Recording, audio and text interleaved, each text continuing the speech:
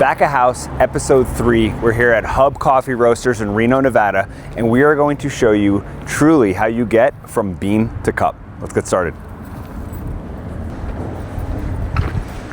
Mark. Josh, what's up, my man? What's up, dude? All right, Brendan, good to see you. So excited to be here. Yeah.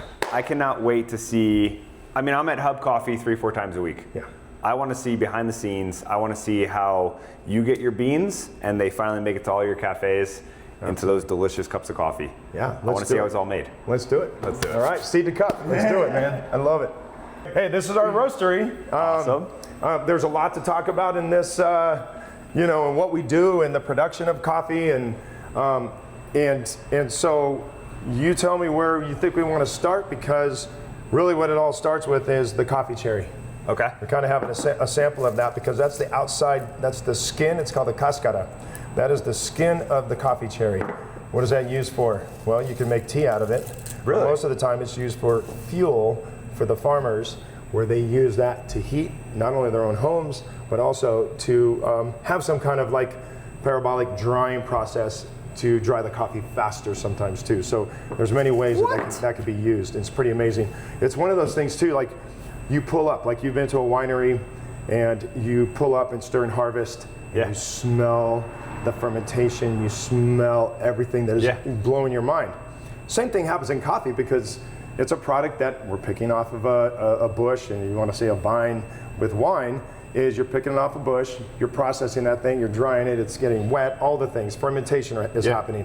But when this is piled up, you can smell it 2 miles away before you get to the farm. It's amazing. It does. It smells like a vineyard. It smells like harvest time.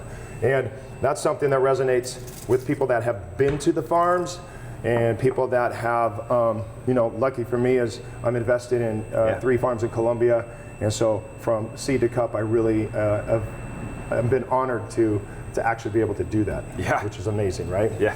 So then we go on to this, which is called the, after it is picked and processed, and now it's going to dry, this is called pergamino. The pergamino it's a light shell on the outside of this. Imagine just like a sunflower seed. Okay. So if I break this, and then the inside is the green coffee bean. The green coffee. And that is, and by the way, we had to sneak that in, through customs. Really? Because they just don't let you do that, right? So then that's where you have the final product right here, okay? These are different processing methods, so it looks like different colors, which they are. And that's based off of sugar content that this happens to. And it's based off the processing and the washing method that change the colors of these, okay? Pretty amazing. But either way, as this is then formatted at the farm level. Yeah. Now, how does it get to us? Right. I mean, the kind of cool thing is, most of the time, like our farms right now, I don't have any of our coffee from our farms, because the season kind of went a little weird. Okay. So I'm not getting our coffees in until middle of July. Oh wow. Okay. But obviously, we have other coffees that I've had. How do I say? Relationships with other farmers in other countries, like in Nicaragua. Okay. I have a really great friend there, Luis Lobo. Been buying from him for 7 years. We can't just have Colombia coffee. Right.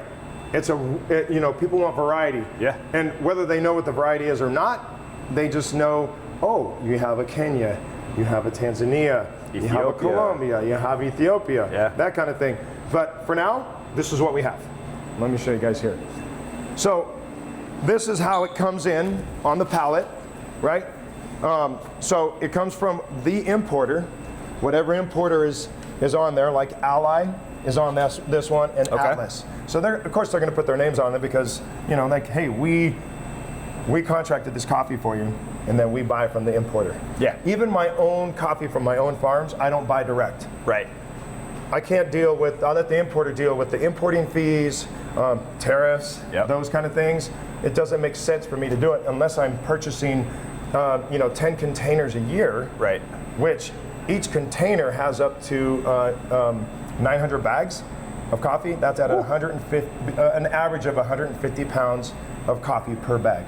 Yeah. Okay. You would need a lot bigger of a space. So, yes, a lot bigger space, and at the same time, we don't want to store it in this kind of atmosphere either. Right. I would rather have that stored next properly. to properly. And when we say that, the right humidity, all those things. So where are all the all the places that that coffee come to? Right. High humidity. Yes, high humidity. But also, it gets brought into the port, and that is the port of Oakland, Seattle. You have San Diego, you have Houston, and then you have New Jersey.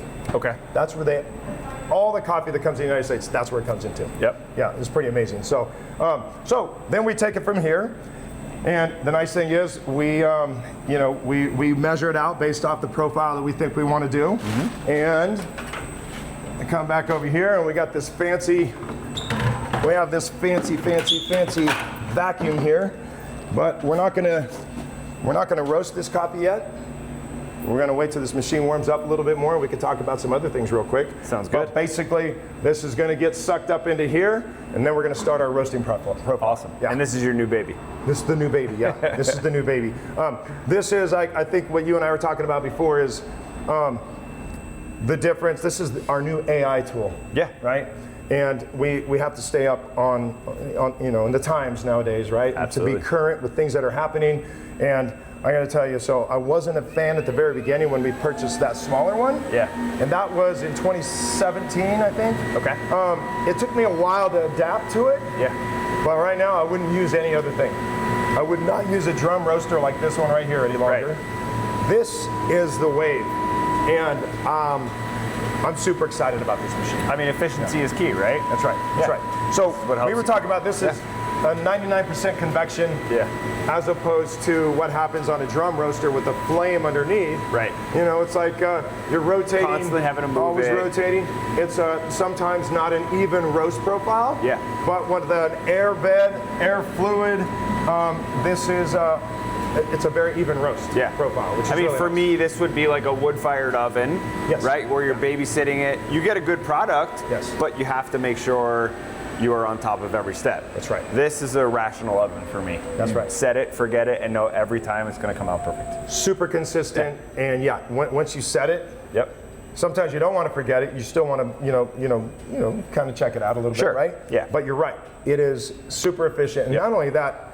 Energy efficiency on these machines are half of what these big burners are, because it's huge. I mean, this still uses gas, right? Okay, but I'll tell you, my energy bill is cut in half by using this right here compared to the other machine that we had. So with everything else going on, the tariffs and everything that are raising your prices, at least you can control this a little bit. Yes. Yeah. And it's like all things. We want to have those kind of products in our lineup. Yeah. Because if we don't stay up on it in the coffee industry, someone else is, and we're just it's like we don't want to keep spinning like a hamster in a wheel. I want to get going. Yeah. I want to keep it going, right? Yeah. Even if I am the old guy in the industry, that's what we got to do, right?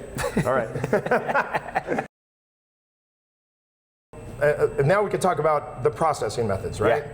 So processing methods, here's the thing about coffee. It's very much like wine and beer. In order to get the sugars released, guess what we have to do? We have to ferment it. Yeah. Right? There's let's just say a form of anaerobic fermentation that's happening. It's not concealed, but it is anaerobic. And it's like your compost, right? That you're doing. What's happening in the middle? Yeah. It's getting hot. Yeah. Right? But you can't just let that happen when you're processing coffee. It always has to be turned. It always has to be moving, because you don't want to form mold, right? Mycotoxins, those kind of things that happen. Because a lot of people are worried about that. It's like, I mean, just think about this. Anything that's fermented, there's always a chance of something could go wrong. Some kind of mycotoxin or some molds that happen. So we're very attentive to those kind of things, especially in our own farms in Colombia. But also the coffees that I purchase that are not from my farms, I like to make sure that I know what farming practices that those particular producers are doing. Right.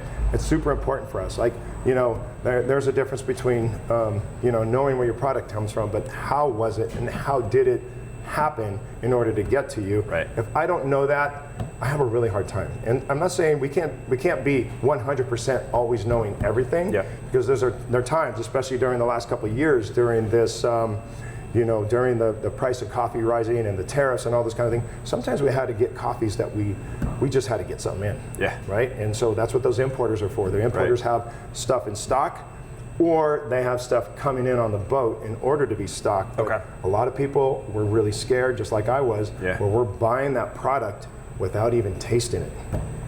Because we couldn't be out of coffee. Right? You still have 3 very busy cafes and people want Hub. That's exactly. And I want people to want Hub, and I want those people to be happy to continue to have coffee at the Hub, so we have to do whatever we do. Now, that doesn't mean, personally, I was super stoked on some of those coffees, but that's where we come in on the roasting side to do everything we possibly can to develop sugars, sweetness, acidity, and the balance of that cup. That's what happens. Now, it's sometimes the personality of the coffee doesn't let you do exactly what you want. But guess what? We try to do the best we can to bring out the personality of that coffee. That's why when, like in the wine industry, is like some people think, well, the most expensive wine that you get, it's going to be good. Yeah, you're right. You're going to pay money for that because who knows why, right? Whatever the points scored, whatever it is, the grading scale, right? That kind of thing. But there are wines out there that you don't have to, you can buy it $30 a bottle and still be magnificent. If you know the producer, if you know their reasoning, if you know that they're biodynamic, whatever the reasons are, you don't always have to pay the highest dollar. But I'm going to tell you, in coffee, it's kind of the reverse. You're going to pay more money for the better coffee. Why? Because it's graded differently, right? Well, it's scrutinized differently, right? So you are going, the more expensive the green coffee is that you buy, most likely it's going to, anybody could roast it and it's still going to be perfect. Well, no, it's still going to work. It's going to be amazing.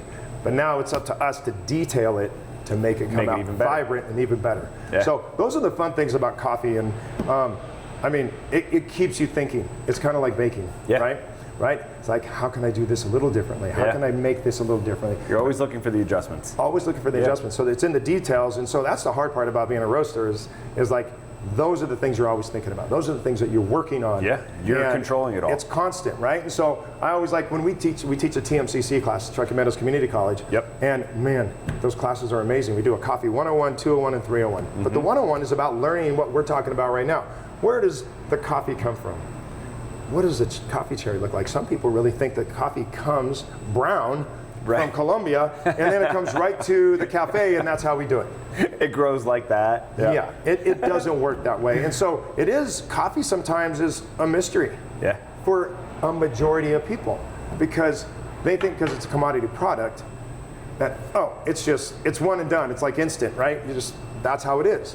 But a lot of steps, and we always like to say, because the Hub was started based off of bikes and coffee, there's a lot of links in the chain. And that's hard.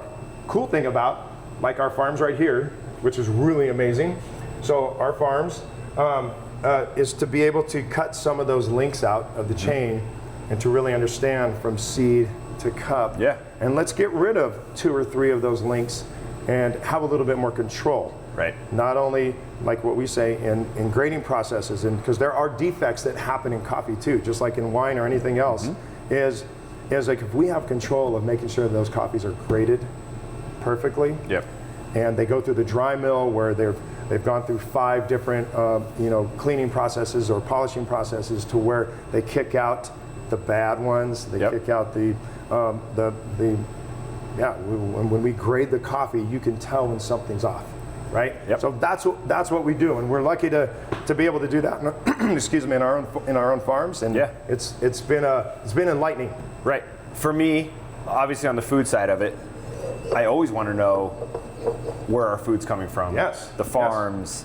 And always working on techniques on how to make something better, right? When I started drinking coffee at, I don't know, probably 21, I finally started to drink coffee. At first it was just because I'm tired now. And my girlfriend at the time, wife now, was saying, just drink a cup of coffee already. I know you don't like the flavor, just drink a cup of coffee. And I remember we were at Pyramid Lake, and it was hot as hell, and she said, please just have a cup of coffee, you can't even move. I was like, okay, fine. I had the cup of coffee. I was like, holy shit, now I have coffee every day, right? And now multiple times throughout the day. But even the first 3-4 years of drinking coffee, I didn't care where it came from. It was like in college, guess what? We didn't care where our beer came from. You're like, you buy the cheapest beer 100%. because You want to get a buzz. You want to whatever. You want to feel good. You want to party with your buddies. And for coffee, it's like you just need it to get you through the day, right? Yeah. And then I went to Hub the first time, Riverside, and I had this amazing cup of coffee. One of your baristas was like, you know, which coffee would you like? I'm like, black coffee? I don't know. Yeah. She's like, no, we have all these different ones from Kenya, Ethiopia, Colombia, Nicaragua, all these different kinds. And I was like, holy shit, I've never even, I didn't know. Yeah. And then she's explaining the flavor profiles of them all. That's right. Yeah. And I was like, Ethiopia. I remember very clear, Ethiopia, because of, I forget the exact profiles, but that's the one that sounded good. You probably had something like strawberry and blueberries and honey. Yeah, and it was something similar to that, and that's what I wanted. And she does this pour over, and I tasted that cup of coffee for the first time, and I was like, that opened my eyes to it. Yeah. Holy shit! And then from then it's an amazing experience, because that's why when we opened in 2009, our first location was 32 Cheney Street. And there are a lot of 2009 people that still come to the Hub, and I always introduce them to all of our employees. 2009, we have a lot of those, and it's amazing. So we're in this little 400 square foot garage, and we were one of 7 businesses that helped start Midtown, like Jessica Snyder from Junkie. You know, Duncan Mitchell, who had Chapel at the time, where 40 Mile Saloon is, right? Soup. You know, some of those businesses. It was pretty cool. Silver Peak Brewing. It was there too. And when we started, it was like, well, so what are we going to bring to the table? Well, all right, well, it's Reno, Nevada. Let's do something different. Let's wow people like what you did. And what you found out with the Hub is like, we're doing coffees that are bringing out fruit notes and those kind of things. It's like the difference between people like, oh, I have my Cabernet Sauvignon, right? They want it big, they want it bold, they maybe want it spicy. It's typical. But then you get those people to drink a Pinot at 12% alcohol, they're like, whoa, this tastes like fruit. Well, we wanted to do the same thing with coffee, so when we started, that was our mission. It was like, people would come in, we're like, hey, let me pour you this shot of Ethiopia, right? Right? They're used to drinking like cowboy coffee, whatever. And that was the key. Now some people, you know, they have their likes and dislikes, right? We have our ritual. Oh, no. This tastes like fruit. I gotta have coffee that tastes like mud. Well, we didn't capture all of them, but we did start a trend. Now look at all the great coffee places that we have here in Reno, Nevada now. I mean, it's amazing. Now, it doesn't matter whether you go to Old Roy, you go to Coffee Bar, you go to all these places. They're amazing. I mean, we have something. There's like something changed, and I'm glad that we got to be a part of that at the very beginning for us to do that. And it wasn't just about just bikes and coffee when we started. Like, we wanted to change a preference of palate. Right? And that is. And thank you. And just doing that alone was hard. It's nothing's ever easy, right? Well, I mean, you started it. And when you do that, now you got to keep up on it, right? So here we are, 17 years later, which is pretty amazing. And I'm super blessed that our community has, you know, again, everybody has their likes and dislikes, right? You know, but I'm super blessed, my company, my family, everybody, the employees that work for us, that, man, we've been in business a long time now. And we have to keep up on the times, just like we talked about with this roaster. What made you, because you were working where before you started? Oh man, I was working at Western Nevada Supply. Western Nevada Supply. I got to dump this, you guys. Hold on a second here. Because I'm going to make us some coffee. I worked at Western Nevada Supply. I sold plumbing, heating, air conditioning, right? But you know the cool thing about that is like, I really learned how to build relationships because we were a wholesale distributor. So you have to now really understand the dynamics of between you and what you're selling to the contractor, not the contractor, the subcontractor. You know, the HVAC guy or the plumber and that kind of thing. And man, that company really like resonated and really shaped my life on how I wanted to go forward on building relationships. Even though, like, we accept money for a product right now, right? Not wait 30 days at the cafe to get paid, and that's why you got to really keep those relationships good because you need to get paid, right? But you know, this is like, you're taking money for an exchange right away for a product ASAP. Now, how do we build relationships right there with the customer that we don't even know? Maybe 30 seconds, you've seen them for 30 seconds, and how do we capture that, right? That's hard. Which I think you guys do an amazing job of, because no matter what location you have, all of your baristas are so knowledgeable, so much fun to listen to. Yeah. Right? They don't make it boring. They don't want to talk to you for 30 minutes, obviously, because they know the next customer's waiting. Yes. And they have it nailed down. I mean, it's like a 1 or 2 minute thing. They want to explain the coffee. Yes. Make it fun, because you still want to get on with your day. That's right. And then for the next time you go in, you like can't wait to try another type. Yeah. Because you want to hear more about it. Yeah. Yeah. You know what?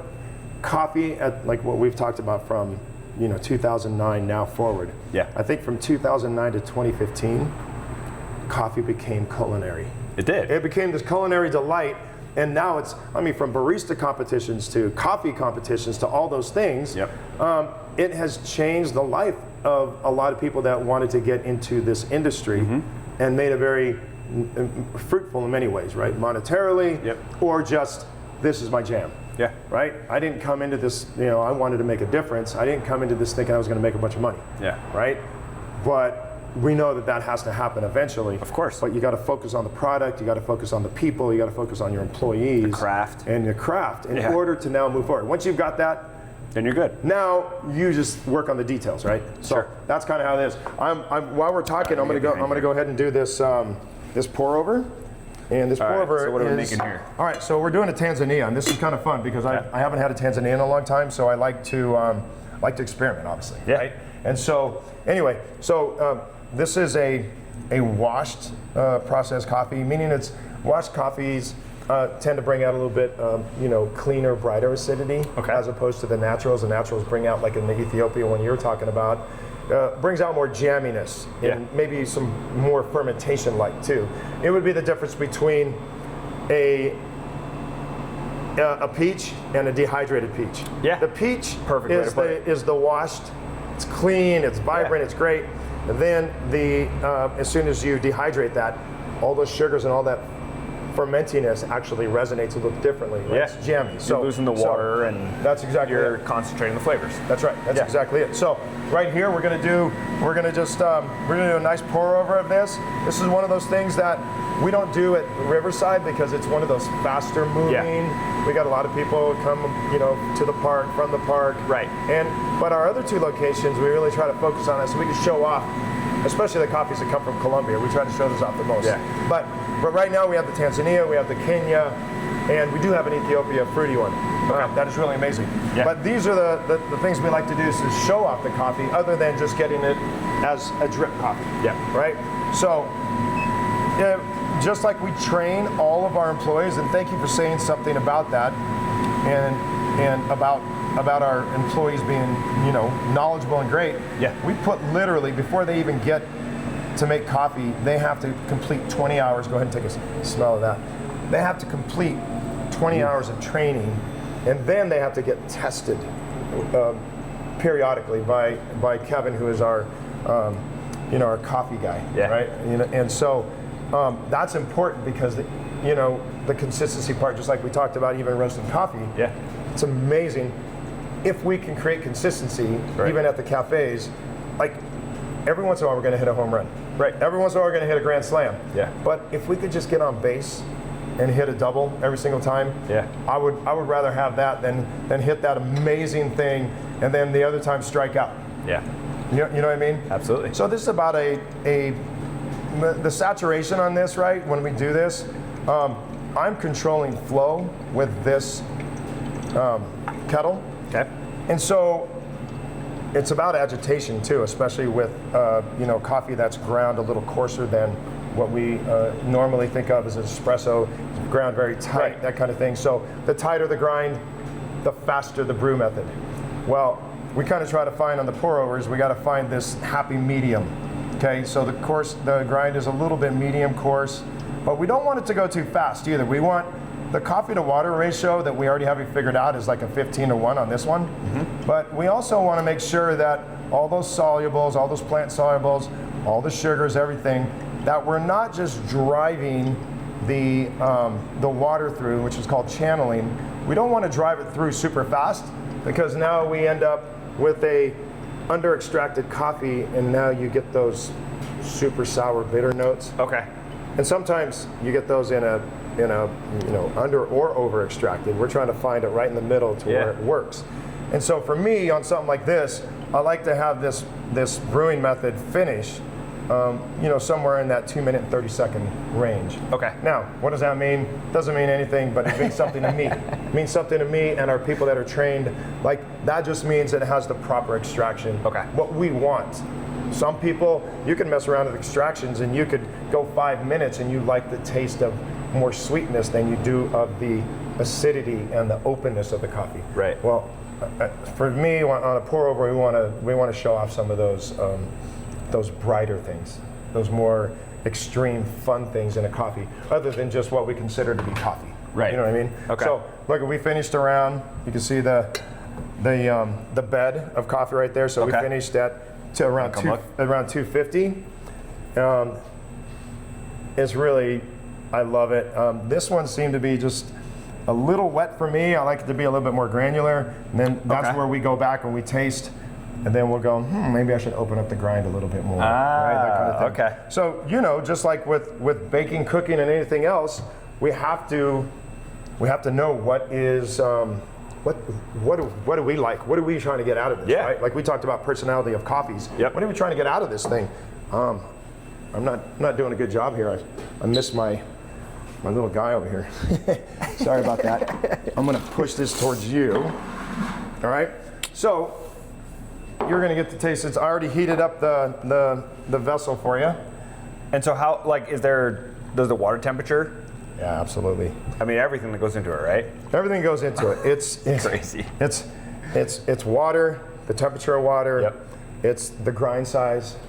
It's the coffee to water ratio. Mm-hmm. It's the extraction time and method of what you're doing that could change always. Yeah. We do a class at TMCC which is about brewing, and you can see all the different brewing things that we have. Yeah. And so we will have the same input. Let's just say we put, we have 12 students here, and each one will have exactly 25 grams of coffee, and doing the same V60 pour over, the same temperature water. And we're saying, we want you to hit these parameters and the timing, right? Okay. Because of whether it's more turbulence or less, or maybe they were afraid and they didn't do it, evenly. Yeah. Then all of a sudden, now everybody's tasting it. It's the same coffee, same input, same water temperature, same coffee to water ratio. They all taste different. Wow. Every once in a while, somebody will go, oh, this is very similar. Right. Right? But coffee is very dynamic and it changes all the time. Yeah. My wife, every time, and I've been doing the Kenya at home, right? And every day she goes, what coffee is this? It's changing daily. No way. But to me, or to any of our people that are trained, because we call this calibration, we're calibrated on our coffee. If you come and do a blind tasting, even though it tastes maybe a little different than last week, you should know it's the Kenya. You should know it's the coffee Colombia from my farm, Las Nubes. You would know that because it changes a little bit, but the structure and the dynamics of that coffee did not change. So are they just constantly tasting and tasting and tasting to make sure that they? That's all we do. Always. Oh my God. Our core tenet. Can I work for you? Yeah, right.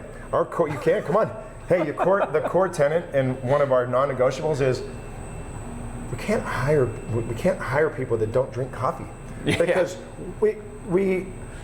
everyone has to taste the coffee in the morning when they brew it, making sure it's on par. Yep. And they have to taste espresso.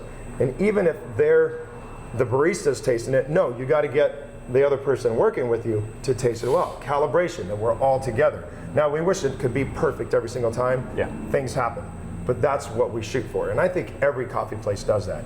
Just some do better than others, right? Right. So anyways, let's taste this. Cheers. Cheers.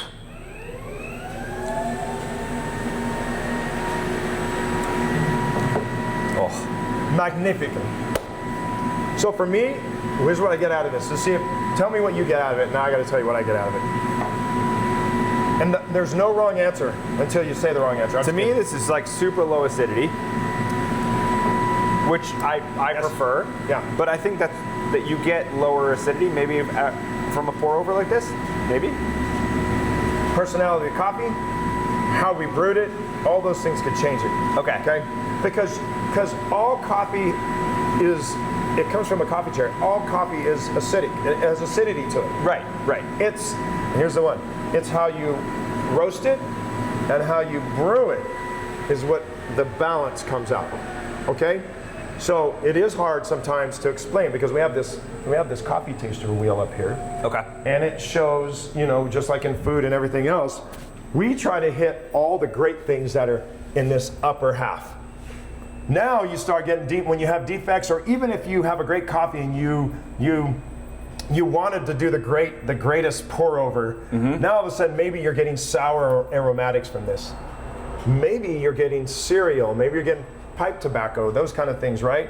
We do try to stay away from this, but however, sometimes the balance of maybe a couple of these into this really works. So again, you can't, it's hard to decipher what is right, what's wrong. Yeah. But it's like, for me, the balance of the coffee, the balance, and the overall balance, like I said, is like you can't change, I can't change your personality. Yeah. I just got to work with it, right? Right. It's like when you're in a relationship, right? Like, hey, I am who I am. Yeah. The coffee is what it is. How do we balance it? How do we just make it work? Yeah. Well, that's the key. And so this is a great, this is great for when our people are cupping and they're trying to get, like, I know that taste. I've had it before. Well, we only know things based off of memory. Right. We don't know what something smells like or tastes like unless and really it's about smell, because if we smell what we smell and we have some recognition of it based off the past and memory, we know what it's going to probably taste like too. Right. Well, you know what I mean, smell is 60 or 70% of that's the taste. Right. Everything starts with olfactory. Why do you think? Doesn't matter from beer to wine to whiskey to coffee. Yep. Everybody starts here first. You got to open up. You smoke a cigar. It's amazing too. When I started smoking cigars, I started like, okay, what's the proper way? Yeah. When Dion over at Fumare, who has that guy's amazing. He has his own farms and his own production facilities in Nicaragua as well. Oh, wow. That he's amazing. So he tells me, Mark, you let it come through your olfactory and out your nose slowly. Now what it does, it opens up the olfactory senses, blood vessels, all those kind of things. Yeah. Now the next time that you take a hit of that cigar, you're going, oh my God, it tastes everything. Yeah. It's pretty amazing. I mean, I remember back in culinary school, one of our chefs, it was early in culinary school, and we were doing some kind of tasting, and he was saying smell is 60 or 70% of the taste. That's right. And we were like, what? You're like, come on. No. And he goes, all right, plug your noses. Or no, he said taste it. Oh yeah, it tastes good. Plug your noses. And we're like, you can't taste anything. It tastes like literally nothing. But the bite before tasted amazing. And then when you open up, so if you, let me see if I'm right or wrong on this, because we do this with our people, with our students. Yeah. Is we take, let's just say vanilla, dab of vanilla, plug your nose, take the taste, you don't taste anything. Yeah, you would have no idea. You do the same thing, you let go, and then you put it on there, now you taste the vanilla. Yeah. Was that the premise of that? Yeah. It's crazy, right? Yeah. I freaking love that stuff. Yep, it's so cool. I'm like, I get giddy over that. No matter how old I am, I'm like, that's cool. Yeah. Why? Like, we got to be like little kids all the time, you know. Well, I mean, why? You got to ask the question, why? But why? No, that's how you advance in this industry, to me, is knowing the reasons why. That's right. Right? You don't. Right. For me, I don't just cook and I made this really good steak the other day. I want to know exactly why it turned out like that. That's right. And then the next time I'm going to try and recreate it, and if it's off by a little bit, I want to know exactly why. Yeah, why? Why? So as foodies, and us being like in the culinary industry as well, I would say that's who we are. We're food and beverage, right? 100%. That's the thing, is like when you're experimenting, just like we do with roasting, but also like what we do when we're brewing things. Is, and I say everybody, like whoever we're teaching, all of our employees, but tell me why. Why do you think? Right. Like, here's the thing, you gotta like almost take notes. And I tell our employees, is like, take the notes on what you did to get to that, and then you have the notes. Now you're able to go back to it and see if you need to change it or enhance it. So we talk about, you got to document. Then what else we have to do after document? We document, we duplicate, and then we replicate. Like, it's kind of like you understand all the processes. You have to get the science behind it down first. Right. You got to write it down. Then you understand why. Yep. Now what do you do with it? Well, you keep it the same, or you need to change it. That's it, right? Document, Oh my God, I forgot. Oh my God. But anyways, do you get what I'm saying? I do. Yeah, no, I mean, it works that way. So anyway, so what did you think? Here's what I got out of this coffee. And I know it's crazy. I mean, I definitely get some sort of cocoa, chocolate for me right away. Okay, here's what's happened. Then I'm going to mention something. Then you're going to go, oh yeah. That's the fun thing about doing this. This coffee is very, I'm going to say vibrant, but low acidity, like you said. Mm-hmm. Very vibrant with. But now that it's sat for 5 minutes, absolutely, I get a little bit more acidity than I did As right it cools, now more things open up. Yep. So I just get tropical fruits. Mm-hmm. All I can think of is like pineapple, mango, right? And with those chocolates too, right? But I get a little pineapple because you get that on the side of your mouth and sometimes under your tongue. Yeah. Acidity dances on your tongue with drinks. Right. I don't know so much about on food, but I guess there's a difference between the Meyer lemon and the regular lemon. Yeah. I could put that Meyer lemon on and squeeze it, and it just tastes amazing, like sugar and all this stuff. Yep. Then you put the regular lemon. What's it doing to your tongue? Yeah, right. But that's how I always kind of equate that mild acidity and sweetness to that high acidity, if you will. Well, in food, right, when you're looking for acidity to balance out your salt and your fat. That's right. So that's exactly it. With food, it's like you never want something that's like gonna smack you in the face with acidity, or else you're gonna like turn your face, right? That's why you have that balance. But to me, with coffee, it's different. Like I said, I mean, it changed within 5. Food doesn't change. Right. You make a plate of food, it's either going to get colder and you're going to taste less. But with this, the flavors are changing throughout. Sure, it's a little bit colder, but it's still warm. Sure. But within 5 minutes, that's insane. It's kind of crazy, right? Almost like if you think about whiskey too, right? Like, like even as it, and wine does the same thing. If it, whether it cools down, or if it opens up, or if it heats up, right? Yep. If from cool to whatever, the opposite. Mm-hmm. They always change. That's what the thing is, like, people don't understand the dynamics of coffee. It's not just coffee. Yeah. And I think that's what keeps me in this game. Yeah. Because it's not the same every day. No. When people say, oh, it's the same old thing every day, right? I'm like, bullshit. It is what you make of it, right? Go taste some coffee. It might change your life.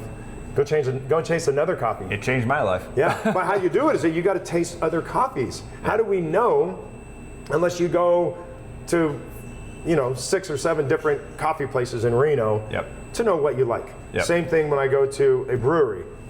Maybe I don't like the first beer they gave me. That's why you get a flight. Right. Now you start realizing what's your jam. Yeah. That doesn't mean that place is horrible. Right. Right? We have these things that happen, like, I hate to say it, but Yelp and those kind of things. Like, I'm not sure what people are actually criticizing, or even sometimes what they're actually saying are good. Right. Right? But I had a great conversation about reviews the other day, and I can't take when people go to a restaurant, brewery, coffee shop, whatever it is, right, and they're bashing the place because of their preference on something. It didn't fit their personality or what they did. Man, I don't like go this. find this it then. Terrible. Go find it. Yeah. You got to go find it. Yeah. There's many places to do it. There's other foods to eat. There's other things to drink. Right. I mean, I don't like IPAs, so I wouldn't be the right person to go to a brewery and say, oh, this place is terrible. That's right. Oh, what'd you have? Oh, I had an IPA. Well, I don't like IPAs. That's exactly it, right? I know. Well, coffee is very similar. Yeah. I mean, super similar. Yeah. Oh, this is so good. Even as it cools. We're going to have to save a little bit, right? Here's what we're going to do. We're going to save a little bit. You got to save a little bit for the camera guy. Even though it's a little, it's going to be a little, how do you say, tepid, right? So, what other things that you would want to know? I mean, we kind of went into that seed to cup thing, you know, and then like what we do, and being fortunate to be able to own that farm right up here that we own. It's called Finca Las Nubes. Nubes is clouds in Spanish. Okay. From that farm, you always see the clouds. They're just like rest up there. It's pretty amazing. It's rare. Like, have you been to Maui? Yeah, it's the same thing. It just circles around that peak, right? Yep. Well, that's about 4,500 feet in elevation, kind of like what we are here in Reno, but that's high. Right. right? It's hot. The best coffees, the more acidity, the denser the coffee comes out, is between that, and I could say in meters, but we'll just say in feet, is anywhere between that 4,200 foot elevation to about 48, 49. You start getting into 5,000 foot. What you're looking for. The nights are cooling just a little bit too much, and a lot of producers go, even that extra 200 feet sometimes can change the dynamics of that coffee. It's crazy how much it is like wine. Yeah, exactly. Yeah. And it's a farming product. It's hard. You have disease, you have weather conditions and things that change the dynamics of that same coffee that you had the year before. Do the plants, are they similar to wine in the way that, like, the soil and everything produces a different product? I know exactly where you're going at, and there's some contentiousness with people when they start talking about this, right? Oh, no, so is there proof that we had this conversation just a couple days ago as well with my employees, is like, if coffee is grown where in an orange grove, will that soil and those things produce an orange type of profile for that coffee? I think mentally, when you know that, I think you make it happen. And every producer that I've talked to, right, they and some are scientific and some are just about experimentation. Yeah. Right? Experiment, document, duplicate. Right. I knew I'd get it. That's exactly it. Experiment, document, duplicate. So they experiment with that, but at the same time, it's like, they don't get that. Right. Right? But there is that one coffee, that one time that, they grow avocados in Colombia, in Guatemala, Costa Rica, all of those. Like, do our coffees taste like, I don't know, like the funny green pudding fattiness? But coffees can be fatty as well. Really? Yeah, absolutely. Because it's a plant, right? So those plant solubles and those kind of things can make things taste creamy and that kind of thing. But I've not found where a coffee tastes like an avocado. Right. Right? So, however, it's all interpreted based off the processing method and how we roast it and then how we brew it. Okay. There's all those steps to the final seed to cup that could change that coffee dramatically and make us feel like we're just in this never land where we can do whatever we want and we can make the coffee taste however we want. Yeah. And it'll be amazing, right? So that's how I believe. And I put a little bit of science into what I've done in the last 20 years in coffee. But majority of it is what is right for our company and for our customer base. Yeah. What are they looking for? What do we need to enhance? What do we need to draw back on? And that's what we do, right? Okay. And it's like, I would love to be on that romantic kick of like, nope, I know this is the way coffee should taste. Yeah. We're going to do it this way. We're going to roast it this way. We want to have enough for everyone to enjoy something at one time or another when they come into the hub. Right. It's just the way it goes. Yeah. Right? And I hope that we're creating that and doing that now. But again, like I said, not everyone's perfect. We want to be that perfect business for everyone to know that every time they come in the hub, it's 100%. Right? But we know in the food and beverage, and especially in retail nowadays, it's really, really tough because we have a lot of critics out there that, like you were saying, in the Yelp realm of things. It is, it's a hard one. It is. It's a hard one. Oh, they don't realize we're doing everything we possibly can. It's not like we open up a place to go, we just want to screw up, and we don't, we're going to do whatever we want, and that's how it goes, and if you don't like it, get the fuck out. Yeah. Right? We just want to make you coffee. I don't give a shit how it tastes. We're just here for your coffee for $2 and get out of here. Hey, talk to me. Us as owners of in food and beverage, when I go to a place, it's like, I don't like that.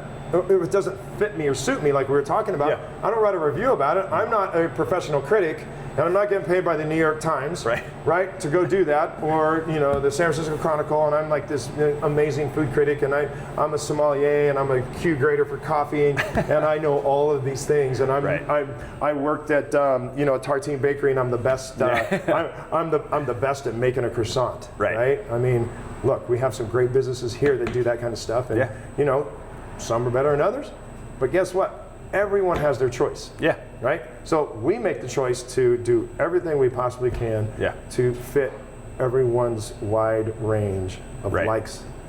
Well, it's why we wanted to do this whole series, right? Back of House is all about showing this, right? Whether it's food, where you're working with farmers and you're bringing it in and you're, like we were talking about with the fish, right? You're curing your fish and dry aging it for a week before it even gets on your plate, and then you still wonder why it's so expensive. For coffee, right? You're working with farms, you're a partner with farms, you're bringing the beans in, you're roasting them, you're constantly working on the methods and how to make it better and better and better and better, and offering a huge variety of different coffees and techniques and methods for people to try. That's right. Yeah.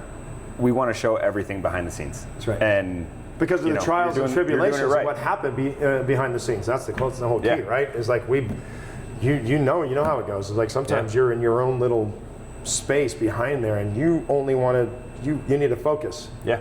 It's a lot of work. The trial and tribulations, man, and we're just figuring it out. Yeah. And all we're doing is we want to get out the best product that we possibly can for the public, and that's how it goes. And the partnership on the farms is really important to talk about too, because as coffee roasters, we all have, that's how I ended up being, or getting on the inside, because luckily my son and I, we took a trip to Colombia with an importer. They do that, right? Like, hey, let's go see. It's just like in the alcohol industry. Well, you buy a bunch of tequila, so the distributor's going, we're going to go down and we're going to go do a trip, and we're going to see, why you buy so much of this particular tequila, and we're going to take a tour, and we're going to have some fun. Well, they do the same thing in coffee, right? So every roaster, that's their dream. Me personally, I wanted to get really, really close to the farmer. I want to know why. What are they doing? What is happening? I wanted to be in it. Yeah. And so in 2014, that's where my son and I went on a trip to Colombia. I ended up hitting it off with this guy right here, Rodrigo. Okay. Right? And we hit it off. Why? because I speak Spanish. That was nice, and nobody else on the trip. It was like, so my son and I was like, we just have full conversations, and it was super fun. And so here we are, like in 2020, so 6 years later, I introduced him to this young man, Vicente, who started his exporting business, and we became really good friends. And next thing you know, we're owning farms together, and that's where we bought Finca Las Nubes, and we did it during COVID, which was crazy. And then we created, that one was 80 acres, Finca Las Nubes. Then we did 160 acres, Las Veraneras, and we planted 30,000 new plants on that place. Oh my God! I got to plant the first one. Wow! And let me just tell you something. That's where people need to give credit to, and know that the farmer and the workers there are not only so great at their craft, but it's hard work. Me trying to plant the very first plant, and I wanted to make it perfect, and I was just not doing it right. I think they filmed me for 5 minutes. Yeah. And they're just going, okay, Marcos, okay, ahí vamos, right? And I'm trying to make it perfect, and I'm watching the other guys, and they started like, boom, bam, bam, done. Next one, 30,000 plants. And we grew those all in a nursery at first, and that's where this nursery is right here, actually. So, it's the things that go into it are just amazing. Yeah, no, I get it. One of my first restaurant jobs, I was working in Napa at Bottega for Chef Michael Chiarello. Oh wow! Who passed away a couple years ago. So at his vineyard at his house, he had me come out one morning, and because they were about to pick all the grapes for the next round, because he made his own wine, and he said, Josh, would you like to come and pick some grapes? And I'm 21 at the time. I'm like, let's do it, And then he's got his crew kind of watching over, oh, let's see this idiot. And I'm sitting there with the grape cutters, and I mean, maybe a vine this long took me, say, 30 minutes. 40 minutes. They were done in 5. Dude, they had it done in 2 or 3 minutes. One guy just boom, boom, boom, boom, boom, boom. And I'm like, oh, that's how it's supposed to go. That's how it's done. But you see, I mean, from grape to bottle, right? All the work and effort and that just goes into it. The maintenance of the vineyard as well is really, really tough, right? My son has done that, and he did that for Aaron Jordan as well in Napa. Okay. At Fela Winery. Yeah. And man, he said, I never worked so hard. It is hard. So it's a lot of work. And you start thinking about the farmers in what we call these third world countries, which sometimes, I don't know, sometimes we're all kind of the same, right? Right. But it's a farming product, and it's really tough. And when I talk about these things right here, I just want people to understand that this is we shouldn't take this for granted. No. And not everything's cheap, and just hopefully you enjoy the coffees and the coffee and wherever you buy it, and out of a can or out of compostable bags like we do, that kind of thing. We're trying to keep things, we're trying to work the system and keep our ecosystem looking good and feeling good, right? So, we know that there's, global warming, talking to farmers about global warming is tough as well. Yeah. But that's why we started a third farm, which is completely certified organic but regenerative farming. Right. And so how does that work? So regenerative farming is like you're only building that ecosystem within that particular parameter. Okay. But you also can't have, like, let's just say in Colombia or any coffee bearing country, you may have other farms around you. Like, you have to make sure that if they're using fertilizers, that cannot seep into the soil and even come close to your farm. So you're having that tested all the time. You're making sure that those things are not happening. But it takes 3 to 5 years. Like, you're doing your own compost. You're doing everything from inside of that particular. Oh my God. Okay. So, and there was a reserve, a water reserve, this beautiful selva, the jungle, that there is this, it's amazing. So we get the natural water coming down from the mountains, even though saturation, it's all in the ground. There's not lakes everywhere, right. And this water source, it all comes from Mother Nature. Yeah. Right? And it's the moisture from the ground and the water in the ground, that's how we grow plants in Colombia. That's how we grow plants in any coffee bearing country. Yeah. So it's not just readily available, like, oh, I get to do a sprinkler system and here we are. Right. But the point is like, for that completely regenerative farm, is like, it takes 3 to 5 years for that ecosystem to really build on its own and do its own thing. That's why there has to be an organic certification with that, right. Too, because why not? If you're saying I'm doing this all within the confines of that place, and it's only about a 60 acre lot. Okay.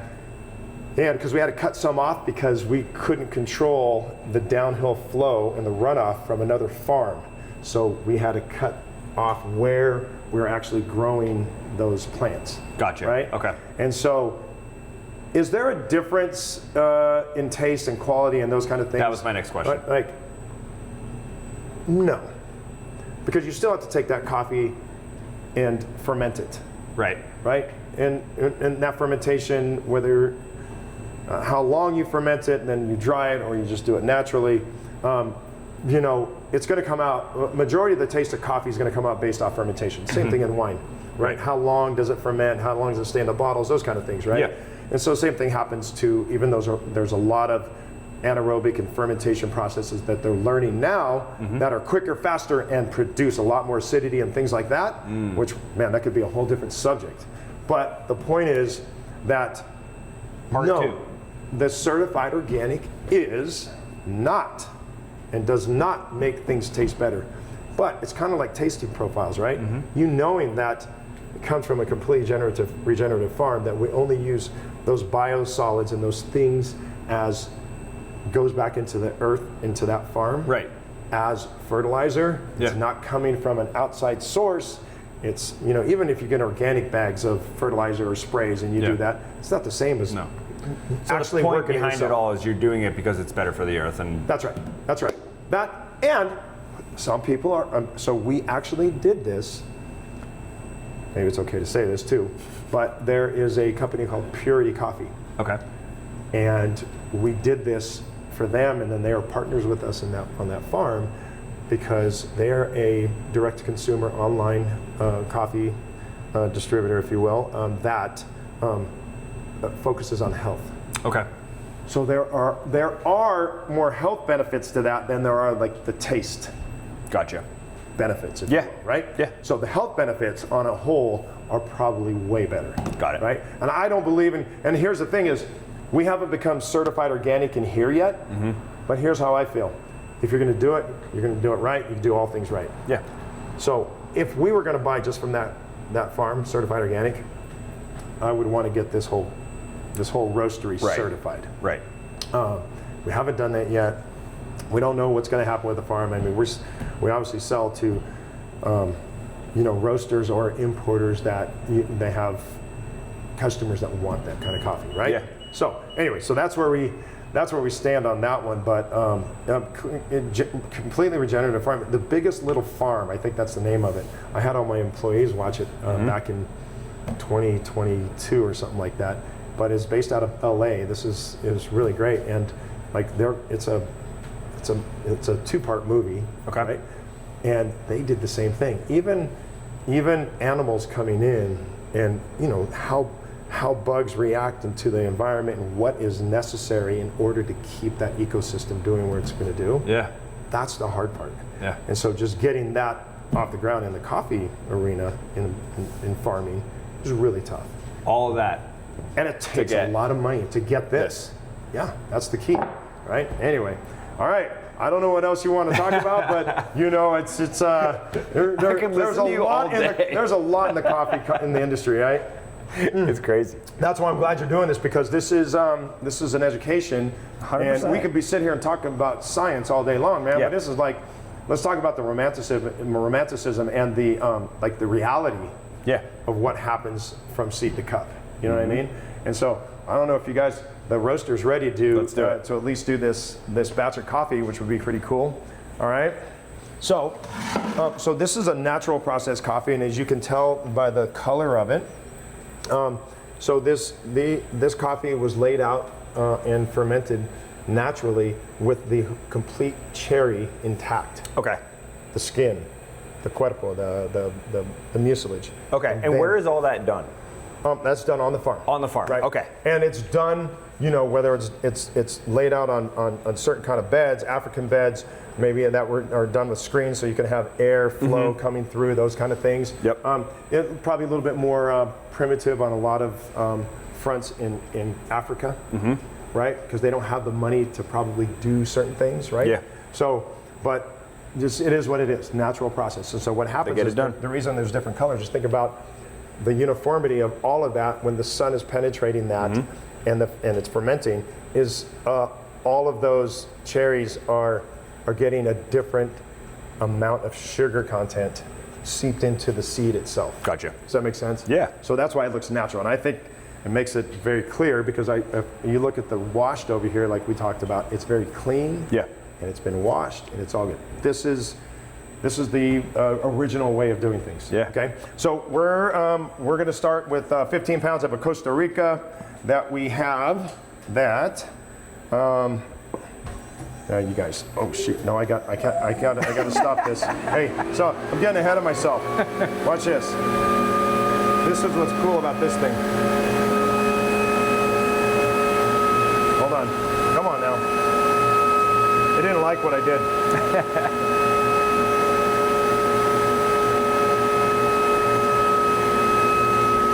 Oh, there it goes.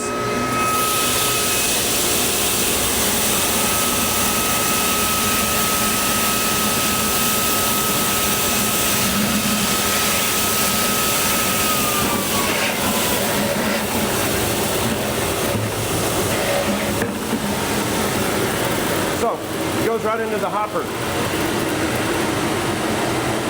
I literally am not used to this. What an amenity to have. Because normally, what you do is you get that bucket and you put it in. You see how high and how closed off this is? This thing is a godsend. It's amazing. So anyways, now I can actually start the roast. That was, I've done that before and I screwed up before, so here we are right here. All right, so let's make sure that we have the right one here. So you have to input all that information. That's right. We've already created the profiles. Right. Right. So now we have the information in there. Now all I got to do is hit the button. It's going to do what the profile says is doing, and you'll get to follow that in a second. So here we go right here. And when this hits to charge temperature, then this will automatically drop, and then it'll start roasting. You'll see this. Okay. It's pretty amazing. This is going to be approximately, I think this is a less than an 11-minute roast, somewhere around 10 minutes, 10 something. How long did that one take? You know, we could do it at the same time, but it's not going to react the same way because you're heating the outside of the coffee bean, right? The coffee seed. People call it bean because it looks like a bean after it comes out roasted, right? Yeah. And it's hard for sometimes when I say the bean, right? No, it's you saw it. It's the seed. There we go. Okay. Now, this is where that profile. Pretty cool, huh? This is where that profile is going to do its own thing, and the variables of the temperature, you'll hear it. It'll start kicking up temperature. So it can follow or decrease, so it can follow this curve. Okay. So it does it all on its own. Yeah. Which is amazing. Yeah. And basically, kind of like we talk about, you know, doing the right things in a completely regenerative farm. Yep. I feel like this is the right justice for the coffee because this is just heating up air in this turbine, and it's running through this this part of the roaster where it's only going to necessarily give you this temperature or this airflow, right, when it's needed based off of what we created, right? So that air is just it's recirculating. Yep, recirculating. Yeah. It's hard because on a regular roaster that has a burner underneath, you can only control the flame from below. From below. Yeah. And that doesn't mean that it automatically encompasses and surrounds all of the coffee inside there right away. Right. This does. Because it's air pushing through and it's saturating all of the coffee. Yep. Which is really great, right? But yes, I'm in love with this Loring roaster now. It took a while to figure out. Yeah. It's like cooking with how do you make things taste good out of a microwave? Right. I mean, or you know, how do I make things great on my Breville air fryer? Right. Right. There's you know the fans, all this stuff. You know, it's like how do you get it to be right? Yeah. So anyway, so you see this, it's following. And if something's off, it will tell you, like right now, we're about, I think, what does that say, 4 degrees off? The differential? 5.1. 5.1. It'll eventually start catching up, but it can't be perfect. Yeah, of course. Because even if I was controlling the gas flow, if you will, if I was controlling it manually, I can't, maybe I go a little bit too high, too fast, and now it really starts to peak. So it's fixing itself now. It's at 3. So it'll regulate and fix itself eventually. Yeah. But even trying to do that manually all the time, which that's all I did for so many years, is adjusting gas so I could try to follow that. The human error, no matter what, it does take a toll. Yeah. I would rather have this say it's off 2 degrees while it's doing its thing. Yeah. And know that I'm going to be okay in the end. Yeah. Right? And yeah, roasting is kind of like what we talked about on the pour over. Yep. They always don't come out the same just because you have the same water temperature, you have the same input of grounds and the same grind size, all those things. Just, it's human error. Yeah. That's how it goes.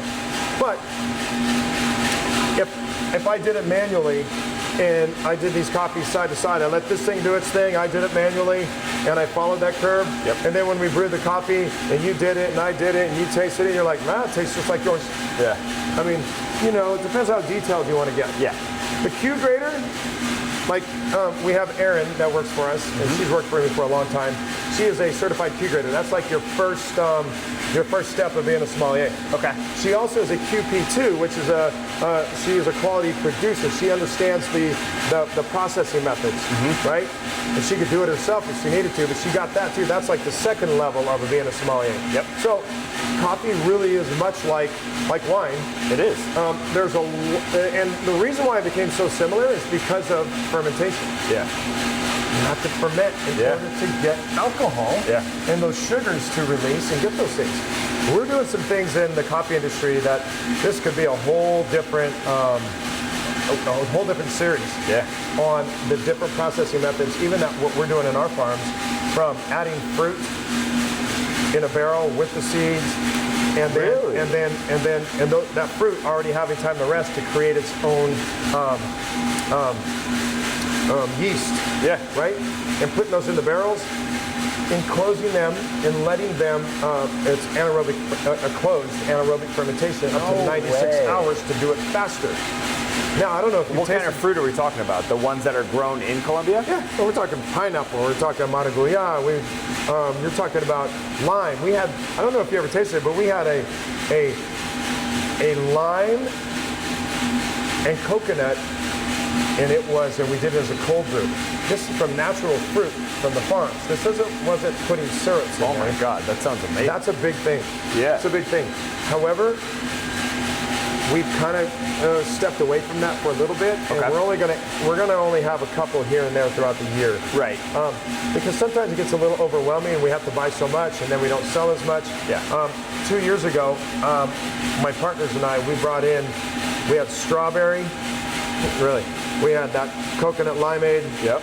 We had like blueberry. We had a sangria. It was called sangria because we actually put fruit wine in there. Citrus and citrus and all of it, right? I had this whole thing right here was full. It was like 150 boxes of different anaerobic co-fermented coffees. That is so cool. And what they did, they sold it in Colombia to the United States guys, and I had it here, so then I was their shipper. Yeah. So I would get the order, and I'd take that, and I'd ship it to Sweet Bloom in Colorado, Denver, right? Some weird, crazy stuff. So if you see this now, you saw it's getting darker. That color change. I probably should have said something to you here earlier. So coffee goes through these things, kind of three phases. You got the drying phase at the beginning, and then you have that middle phase, which I would assume in baking as well, is that's where you're developing the sugars of the middle phase, right? Yep. That Maillard reaction, right? When it turns brown. Now how do we keep it at bay so we don't overheat it, right? That kind of thing, right? And then you have that third phase, which is kind of the development of the coffee. How dark do you want it to go? Where it sits in there? Yes, got it. Yeah, exactly. So the three phases happen in the roasting process. Yeah. Right? And then you'll see when this thing, it's great because it dumps on its own too.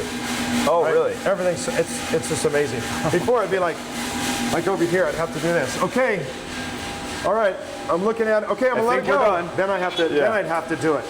You're gonna see this thing's automated. It's great. Because you fit the profile in already. Yes, already. So it knows when to stop. So end of roast, now it's telling you, end of roast is going to be at 20 degrees before the end of the roast. It'll start flashing right here. Okay. And let me know.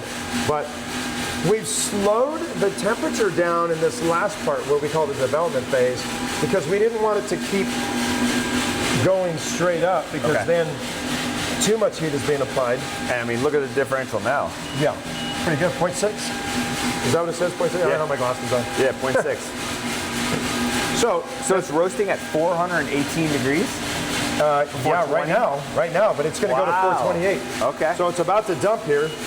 Now I got to tell you, on an atmospheric burner like that thing right there, we have coffees that we go to 445, 450. It would catch on fire in those. Here you go.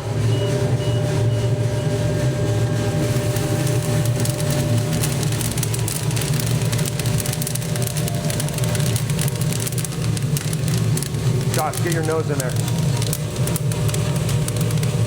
Well, that moisture is being pushed out. Yeah. That's when all those, the acidity, chlorogenic acids and those kind of things come out to where now you have coffee that, is developed. It's ready to drink. You have to release those sugars. There's this thing called green coffee where people think it's really healthy for you. It cleans your colon and all kinds of stuff, right? It's like they basically don't roast it. They go up to a point where it's done and then they drop it. One, it's bad for your grinder. Two, it does not taste good. So it's like everything. It's developed. Now we have a coffee that's you can drink. Yeah. That tastes decent, I guess, right? So every time what is this process here? What's that? What's this process? This is a natural process coffee. No, I'm saying, so it roasts here. You go in here, why does it turn after? Oh, I'm sorry. So you hear that cooling tray? Yeah. It's cooling it off so it doesn't keep baking. Ah, okay. Come over here, I want you to smell this. Do you smell the sugars happening right here? Oh, yeah. I'm in heaven when I smell it. I'm like, oh my God, we did it. More of that, baby. So those are the things we look for sweetness in coffees because, like you said earlier about the Tanzania. Yeah. It was lower acidity, and sometimes like the sweetness was just right. It's like even when we're doing espresso, we talk about the extraction method, and at the end, since all the plant solubles and all those things are gone, what do we have left? Sodium. What does sodium do when you have the right amount of sodium? It sweetens up. So I used to wonder why my grandpa used to put. I'd taste a piece of watermelon and like, this isn't salt. This isn't ready. Man, my grandpa's over there.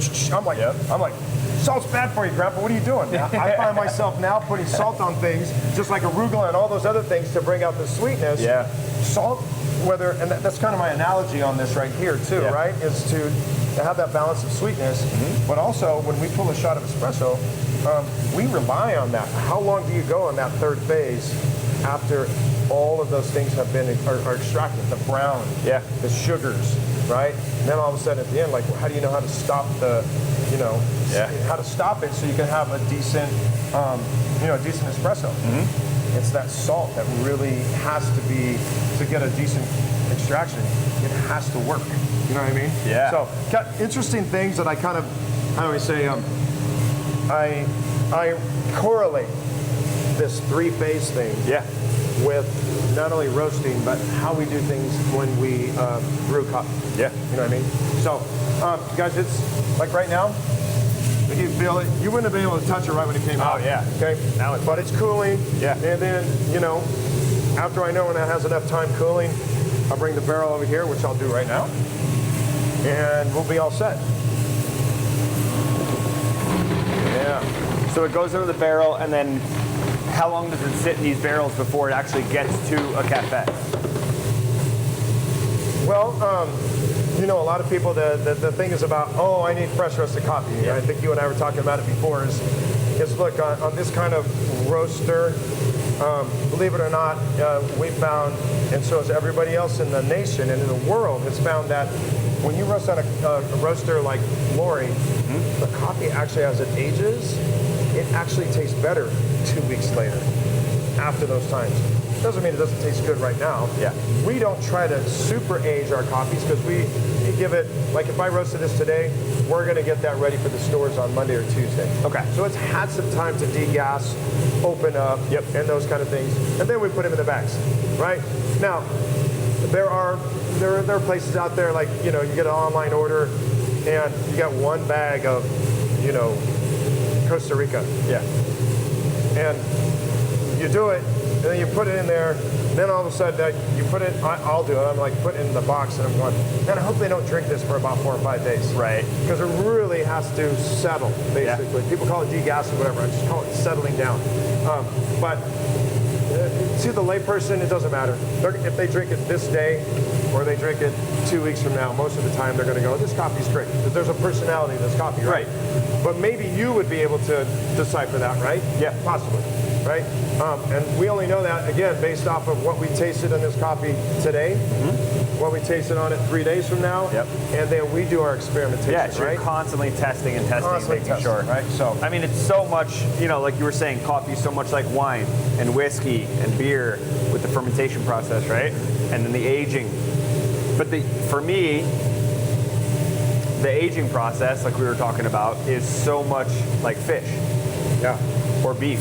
Yes. Right? Yes. If you go to a steakhouse and you want a really nice steak, They have it aged, right? Exactly. 45 days. One Wagyu is aged for 45 days. 120 day, right? And it just gets, the more you age it, the different it's going to taste. Okay, sure. Maybe some people don't like the blue cheese flavor of 120 day or 60 day or a 90 day, but they do prefer the 28 to 45 because it breaks down, right? Where here it's degassing and opening up the flavors. That's right. And concentrating the flavors, right? You're kind of dehydrating it a little bit and opening up more of the flavor. Yep. Same thing with fish. If you dry age a fish, obviously you don't want to go a month, 90 days like beef. Yeah. But if you go a week, sometimes 12 days on like tuna and stuff like that, the flavor is so much different. So crazy. you know, you hear people say, oh, I caught the fish on the boat and I ate it that day. Right from the boat, right? Yeah. That's what they'll say. I mean, yeah, it's a cool thing. You're on the water. It's probably an awesome experience. Well, you're getting, right? Then you're getting that saltiness, that seed. I mean, like maybe that fits their palate, right? They go, sure. Oh, that was great, right? But the flavor of the fish and the texture of the fish is not as good as it would have been 2 weeks later. That's right. I had an experience one time. I was in Maui. We were on our honeymoon, and we did the road to Hana. So we drove all the way around, and at the end, there's this random farm overlooking the ocean on a cliff. I mean, it's unbelievable, right? So we go in, we pull in, and we walk in, and the two people behind the counter said, oh, we just have fresh roasted coffee. Oh, yeah. You want a cup? Yeah. I'm like, yeah, obviously, right? The beans are growing there. You're roasting it here, and then now I get this cup of coffee. I was thinking this is going to be the most amazing cup of coffee in my entire life. I mean, everything's right here, right? Yeah, right. And now we're going to go take a walk. They had their own mugs. You don't even need disposable cups. You get a mug, and you get to walk through the farm. Nice. Like, this is amazing. Yeah. Was it good coffee? It was all right. I didn't know why it wasn't the best cup of coffee in my life. Yeah, right. Until I walked in here this morning, and you told me, no. It needs to sit for a while before you can actually make that cup. You don't roast it and then just immediately make a cup of coffee. Dude, now you're only going to think fish, meat, coffee. This is what has to happen. Oh yeah, barrel-aged whiskey. Right. Oh yeah, this is what I want to do, right? And so, no, I mean, those are the delicate things that we love in life that we can actually go, this is what it should taste like, right? I mean, vegetables and fruits, right? They're in their own division. I mean, you pick a strawberry and you want to eat it immediately. A tomato, you want to cut it and eat it. That's right. Because that flavor, those nutrients start to die down, and then the flavor goes away. Fresh off that vine. Right. Yeah. But when you're dealing with coffee, wine, whiskey, meat, fish, that's right. Let it take its time. Hey, I learned something about the fish because I wondered why that one girl in New York City when we're there for this amazing sushi. She's like, I was asking some questions. She's like, we actually, this has been about a week, and that's why we like to let it sit. Yeah. Right? And I'm going, oh, shit, this is fucking weird, man. Yeah. Like, and then you're like, wait, holy shit, sick, I do the same thing. Yeah, I do the same thing. But then when I tasted it, it was like, it just melted. I go, what the fuck? Kidding me? Now you can feel this. Now it's cool. Oh yeah, it's ready. Temperature. It's ready for us to put in here now. Yeah. So that's what we do right there.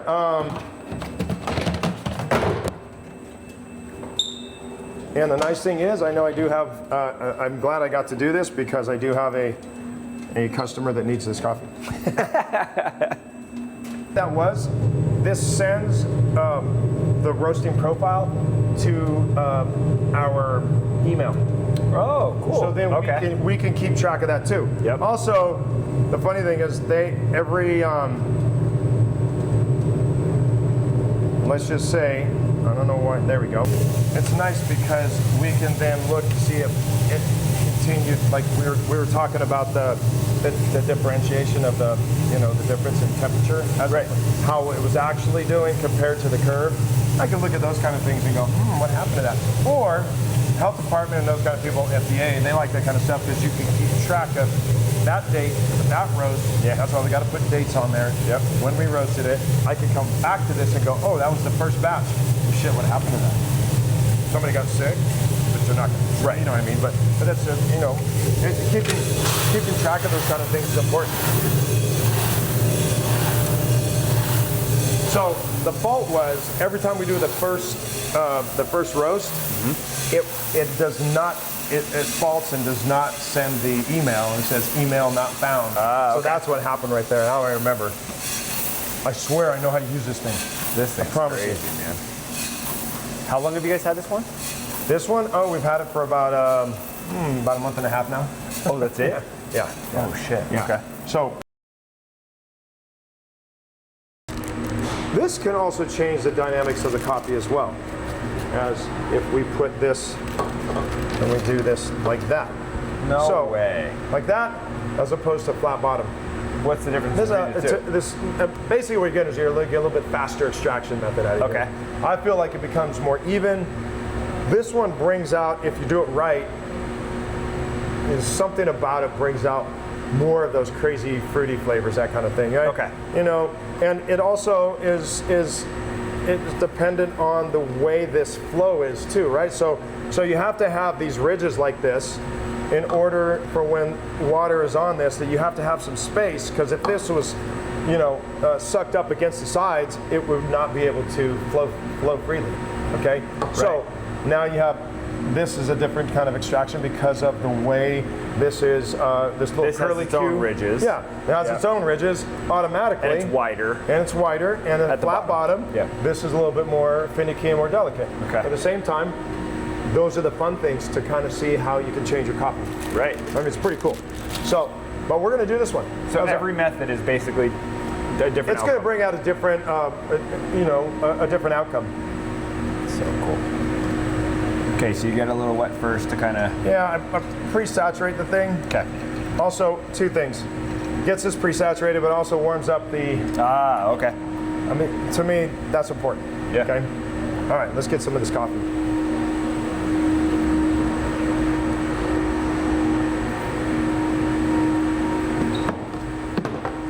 Dozier, you're doing good. All right. So, again, we weigh everything. So I do 20 grams and I do a 15-to-1 ratio. Okay. And if you see at all of our stores, and you wonder why we're so particular, we weigh everything all the time because we have a system, we have a formula, and we're trying to be. A couple weeks ago, my parents were in town. I brought them to the Red District one. Yeah. And my dad's watching her pour or weigh out the coffee to the gram. Yeah. And he was just blown away. He was like, they are really particular about how they do everything here, huh? I said, well, you know, Mark, you talked to him a long time last time. He said, I know. He's like, I just didn't realize it was weighing to the gram. Yeah. To the 1,000ths. I mean, right? Who else is doing that? It happens. You know what? I think everyone tries to do that, so I don't think we're not the only ones for sure. Yeah. But I want to show you something that's really amazing. How one defect could change the dynamic of the coffee. Okay. Okay. So guys, we have this right here. So a lot of professionals that do, let's just say, that do competitions, they're going to sort through their 20 grams. They're going to take, see this right here? See that lighter one? It's called a Quaker. Mm-hmm. Okay? They're going to do that. And then they're going to do and keep the ones they feel are going to give you the most, because that would be considered a defect. Right? Okay. And this could change the dynamics of your coffee. And I am going to find, I know where I'm going to get them in a second. I'm going to let you smell it. But I'm going to tell you right now, it's just very simple. If I do this, if I do that, you're eating sunflower seeds, you're at your son's or your daughter's baseball or softball game. Man, you got the seeds going, you're like, oh man, this is good, right? And then all of a sudden, you bite into that one, and it ruins everything for you. Like, oh my God, that was horrible. What was that? Like a rock. Not just a rock, you could taste the mold and all that, right? Okay, I want you to put this in your hand, and I want you to smell that. Exactly. So, now, that little thing right there could change the dynamics of that cup of coffee right there. I swear to God. Because you can smell it. Now smell this. Now this is one that's not. Oh, totally different. Now you smell the sweetness, you smell fruit, you smell all that. Those are the little things in coffee that make a difference. But who's going to do that? Right? So that Quaker or that defect can actually really hinder the best cup of coffee, even though, now you can't control every single one of those, you know what I mean? Right. But we do try to limit those. Right. Right? So how do you limit them on a scale like you guys have? So when that thing is spinning and is cooling, with gloves, obviously, we go through and then we pick out, I'll show you. Stay right there, you're gonna love this.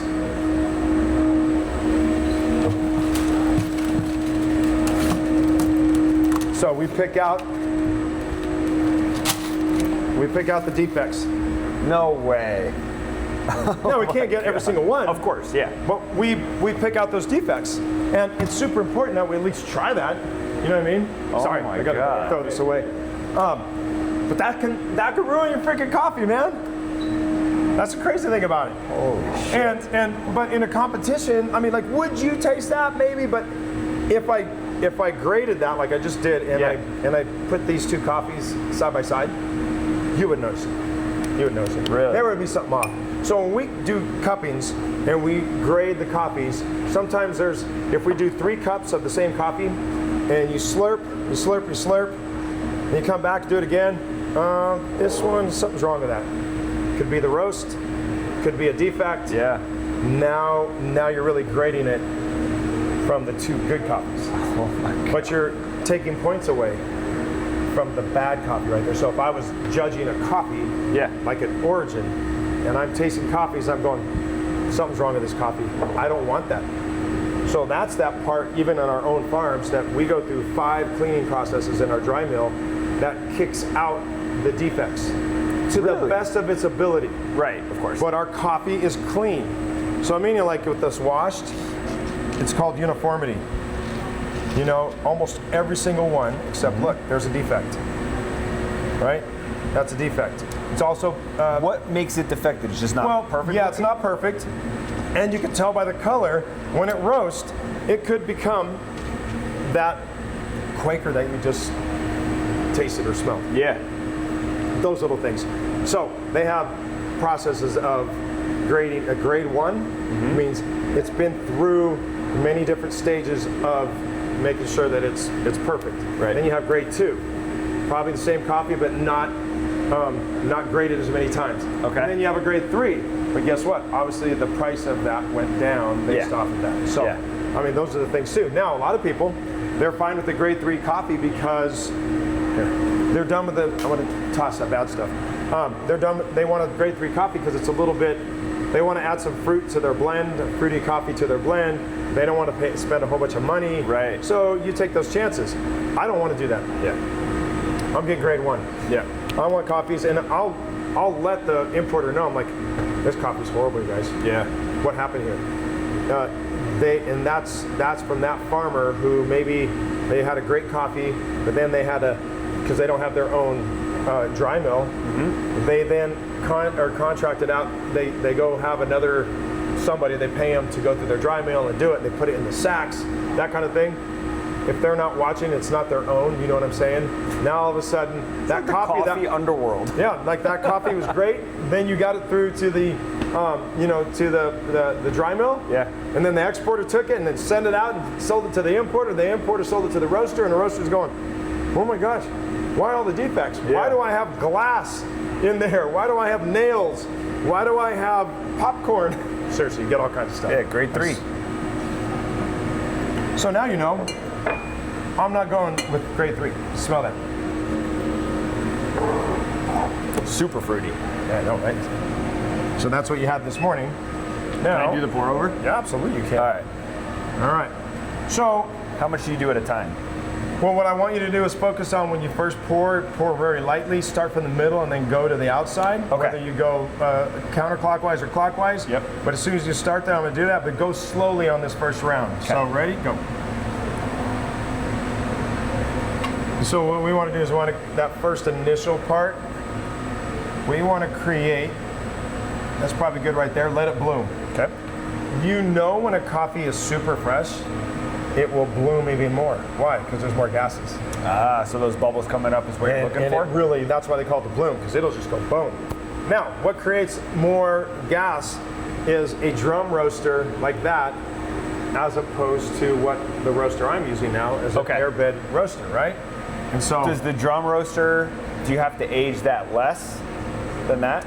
Yeah, because it attacks it right away, and then it probably degasses faster than, I know it does. It degasses faster than the roaster I'm using. Okay, go ahead and start your, and I want you to do small, nice even strokes from the middle out. Don't be afraid, because we're at a minute right now. And you're going for about 2.5, you said? Yeah, but I want it to finish at 2.5. Okay. So stay more towards the middle right now. Okay. Just keep it in the middle. Yeah, there we go.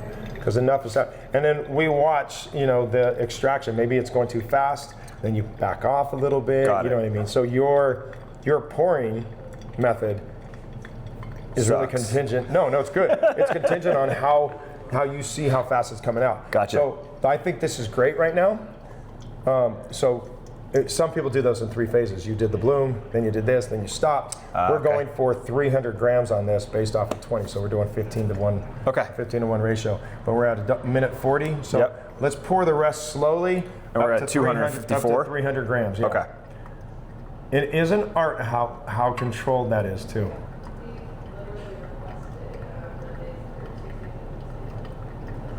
Ooh. Yeah, you're good, man. Look at you.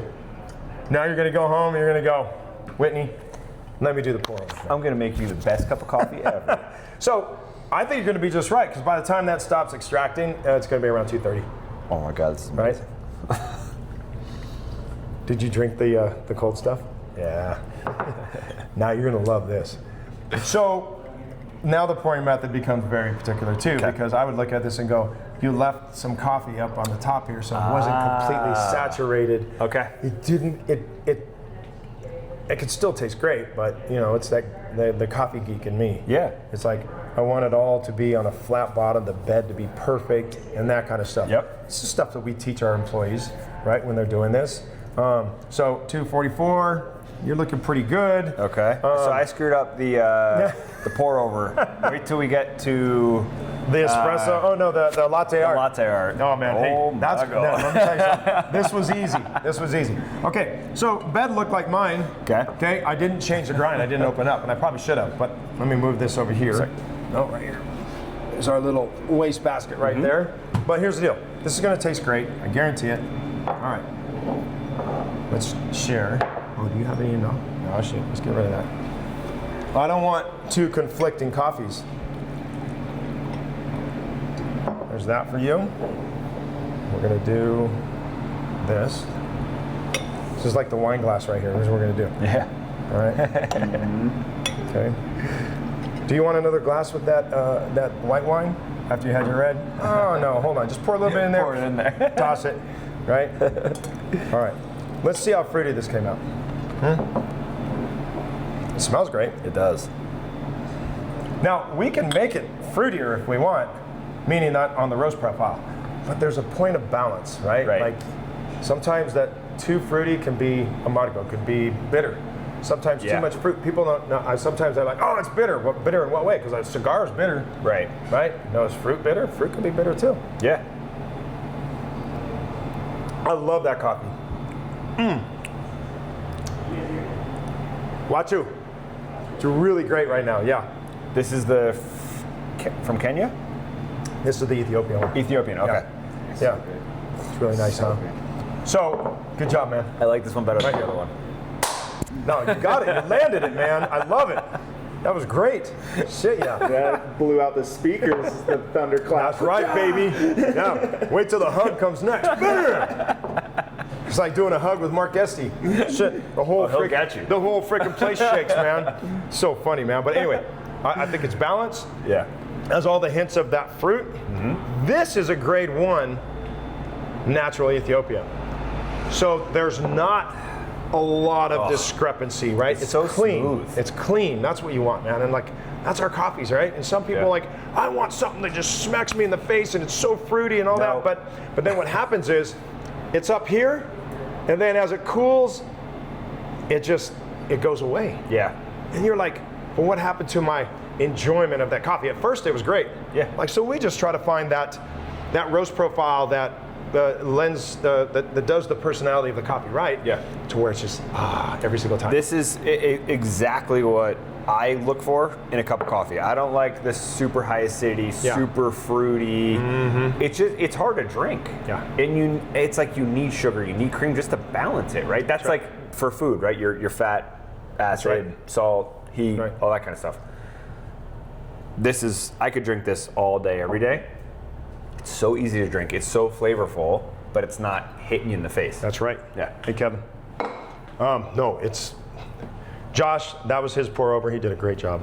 It's amazing. Yeah. First ever. Yeah, first ever.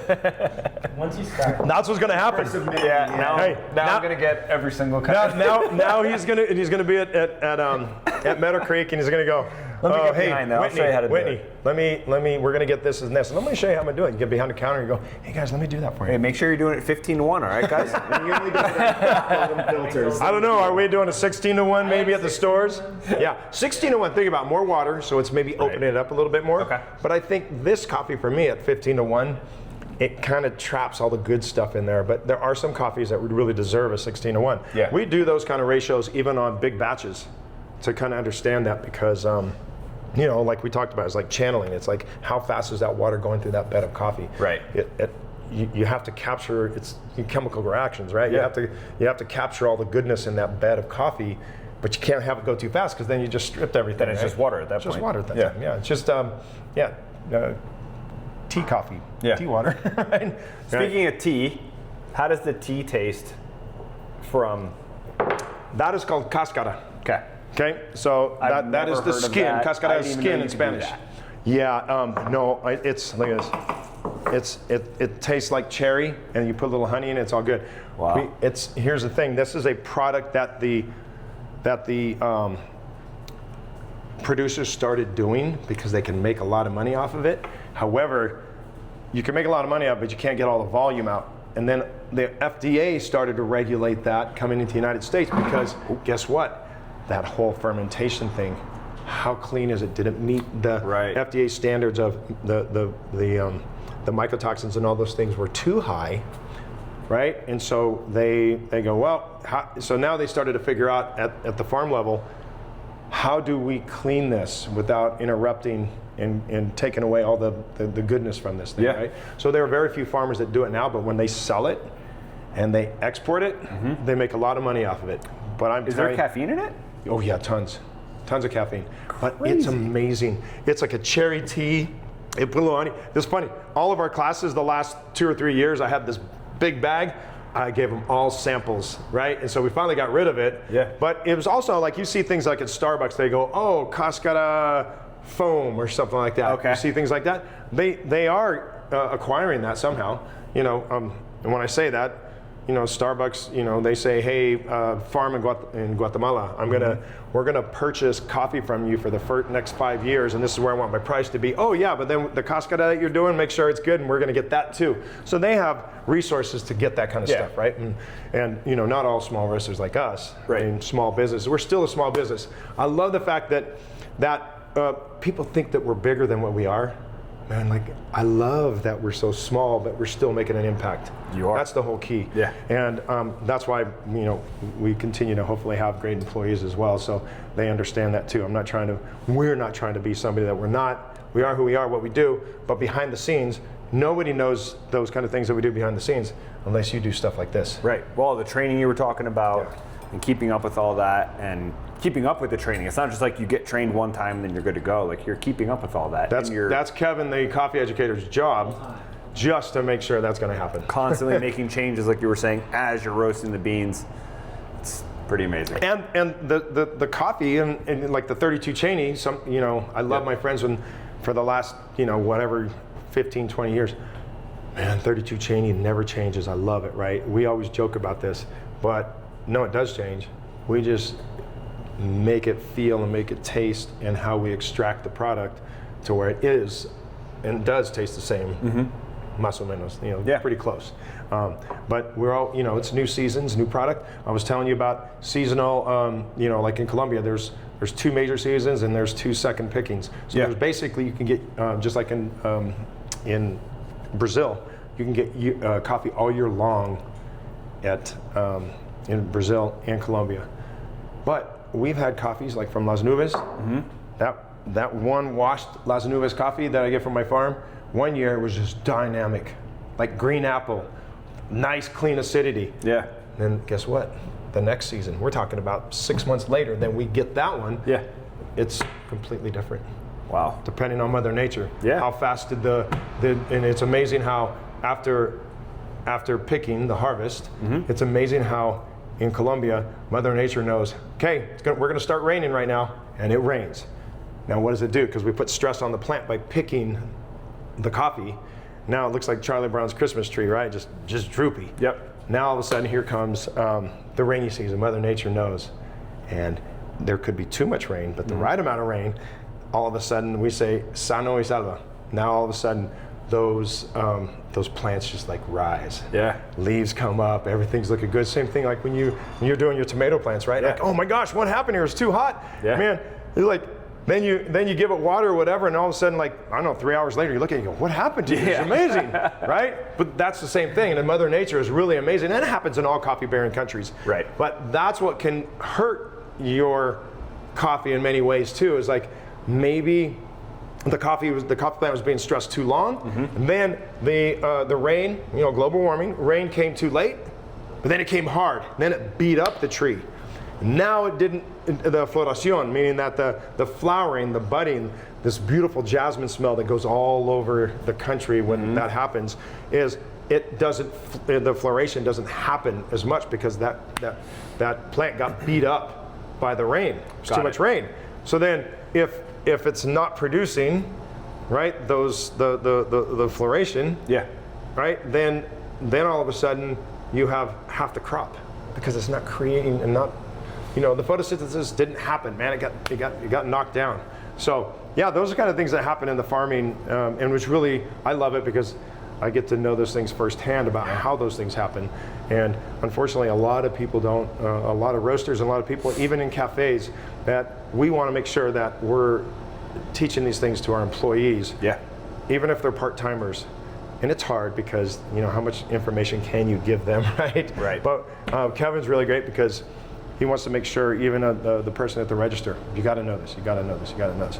Now, wish we had time to do it all the time, but then we have to go off of our employees' times. They got school, they got other things, they got that. So we try to do as much as we possibly can. So I think that's the same for every cafe, every coffee business. What you're trying to do is educate the most that you can. Yeah. And internally for us is like, nope. If we miss like a month, we're going, oh my gosh, of training with people. We got to get back on it because it really makes a difference. So let's talk about these bags. You mentioned something about how you shipped this out to the military? Yeah. I'm super, super fortunate, and I'm gonna tell you how it all happened. Okay. This was 2013 or 14. Okay. I donated 1,000 pounds of coffee to our local troops that were deployed. Oh, wow. Yeah, okay, and it was pretty cool, the Air National Guard people, all that, right? And they were super appreciative. I got all these cool emails and letters and stuff like that. And so here we are 10 years later, 10, 12, 11 years later. And so this guy approached me, calls me on the phone and says, hey, I have this business. We've been using a roaster out of Colorado, and hey, this is what we do. We send orange juice, we send coffee to our troops in our American bases all over Western Europe. Wow. And they're starting to get into Eastern Europe and some of these other places where we have bases. And so with that said, he talked me into, hey, so I heard that you did this before. How would you like, and I'm thinking, oh man, another donation. Right? Right? I was like, shoot, right? But it all turned out great because give me a price because their warehouse they ship out of is here in Sparks, Nevada. So it only made sense that I would do the coffee here and I just take it right over there. Right. Instead, there was like this multiple shipping thing, right? This freight stuff. It was coming from Colorado and then it came here and then it got on the boat and went to Europe. Right. So yeah, I'm very, very fortunate since November, December. We probably sent out 8,000 pounds. Oh my God. To our troops. And I'm pretty fortunate because, like all businesses, this kind of thing really helps in cash flow. And, absolutely. I mean, I'm kind of proud about it. It does say we have to put these military labels on there, but I don't have them on right now. But we're shipping out 3 pallets here in a bit. Very cool. And so it does say a hub on there, so they know it is the Hub Coffee Roaster, which is kind of cool. But then it has all this other military information on there that I'm not privy to. I just put the PO in there. Right. And then it says, it's shipped from Hub Coffee Roasters in Reno, Nevada, 316 Vassar Street. Yeah, wow. Pretty cool. I'm super honored that we get to do this. Yeah. And I'm not sure how people think about and what most people think about our military, but as far as I'm concerned, if they want to buy our coffee and more people we can get coffee in the hands of people, even when maybe they don't want to be there, but then they're tasting something amazing and they love it. I'm stoked to be able to do this. Absolutely, that is so cool. Yeah. So we learned everything here about seed to cup, how you're working with farms, how you partner with farms. Now we are off to Riverside. Yep. What I would call the flagship location at this point because it's been there the longest. Yep. People think of Hub, people think of Riverside. So let's go over there. Let's do it. And let's see the actual cafe. So we are at Hub's flagship location at the Riverside location. This is the one that I started coming to. This is the one that changed my whole life about coffee.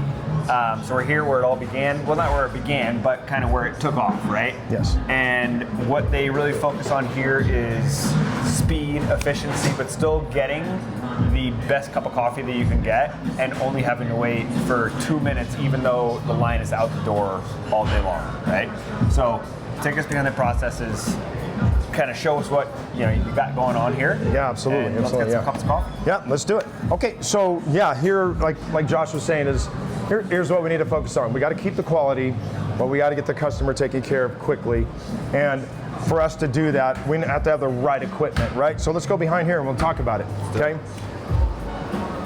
So, all right, so we have a little bit of automation, right? And that automation, most people would say is, oh, you have a super automatic espresso machine. Why do you have that if you're trying to keep quality? Well, the super automatic espresso machine that we have really is amazing because it was thought out by some of the most professional baristas in the world. Okay. And they collaborated with this company, Eversys, to go, if you made if you had a super automatic machine, what would you look for in order to make that quality product, right? And that was amazing. And they have done that. And so the things that are changing in coffee are a lot of this kind of automation. How fast can we be, but how fast, what can we do to keep the quality? Right. So we have to have something like this. It really helps us get through, when we serve decaf, or maybe we do a darker shot on that one right there, and then we get through those ice drinks, that kind of stuff, right? Yeah. But then also this new grinder that we have over here, if you guys, let me just come right in here real quick.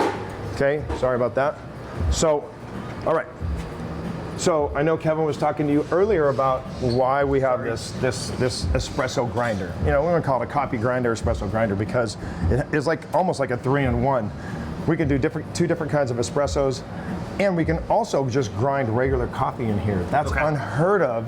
Normally you have to have like a big grinder like this that you could do that. Now, do we do that often in this? We don't need to, but we could, if we wanted to do three different. We have the option. We have the option. We want to do 3 different types of coffee. We could do an espresso on this coffee, an espresso on this coffee, and we also do a grind here so we can do a pour over. Okay. And it's pretty amazing. So I know some of the efficiencies here also is you can set different programs, right, for grind and time for every single one. So I think we have up to 4 or 5 settings per coffee. Okay. Why does that make a difference? Well, what if we change the coffee and we've already had it set and kind of like that profile we were talking about on our roaster? Right. Well, we could do that here just on this type of product too.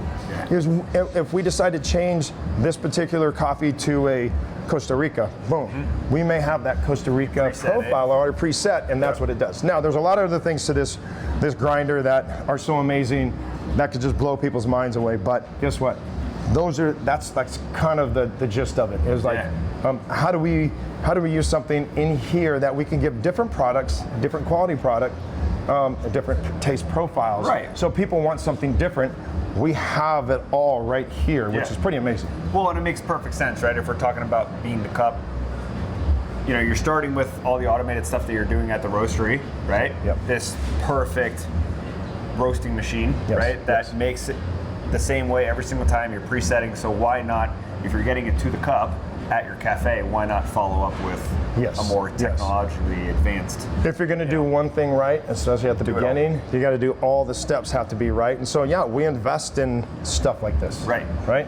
And I love doing that. Now, do they all end up being the best product ever? Well, I'm about 50% on that. Yeah. Right. Sometimes going to old school espresso machines and what you do and how you do it. It's kind of like we were talking about the roasters. Is sometimes that human touch, and you really get to know it.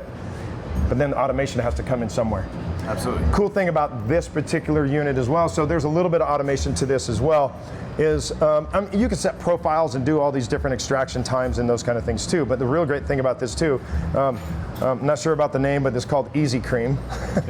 So basically we can set these parameters too to where it will steam on its own. Okay. Because it has a temperature probe here, and it can tell you, and if you set it on the system, it can tell you how much or how long it should go and the texture. Right. Pretty amazing. Yeah. Right? So those kind of things. And that's while somebody's steaming manually over here, knock out 2 drinks at one time. Yeah. So again, maybe you're seeing, even though this is our flagship, look at how small it is, man. It's like, I love this because it's brick and it's metal and it's green plants and we have the river out there and we have all these things. I love it, right? And look how much has been built here. Yeah, I know. I mean, when we first started coming, that wasn't here, obviously. Nope. You just have unlimited seating. No, it was like grass and seating. We had a parking lot and that kind of stuff. But it has gotten back to where we pre-COVID and pre-building. Yeah. It's that busy still, which is great, right?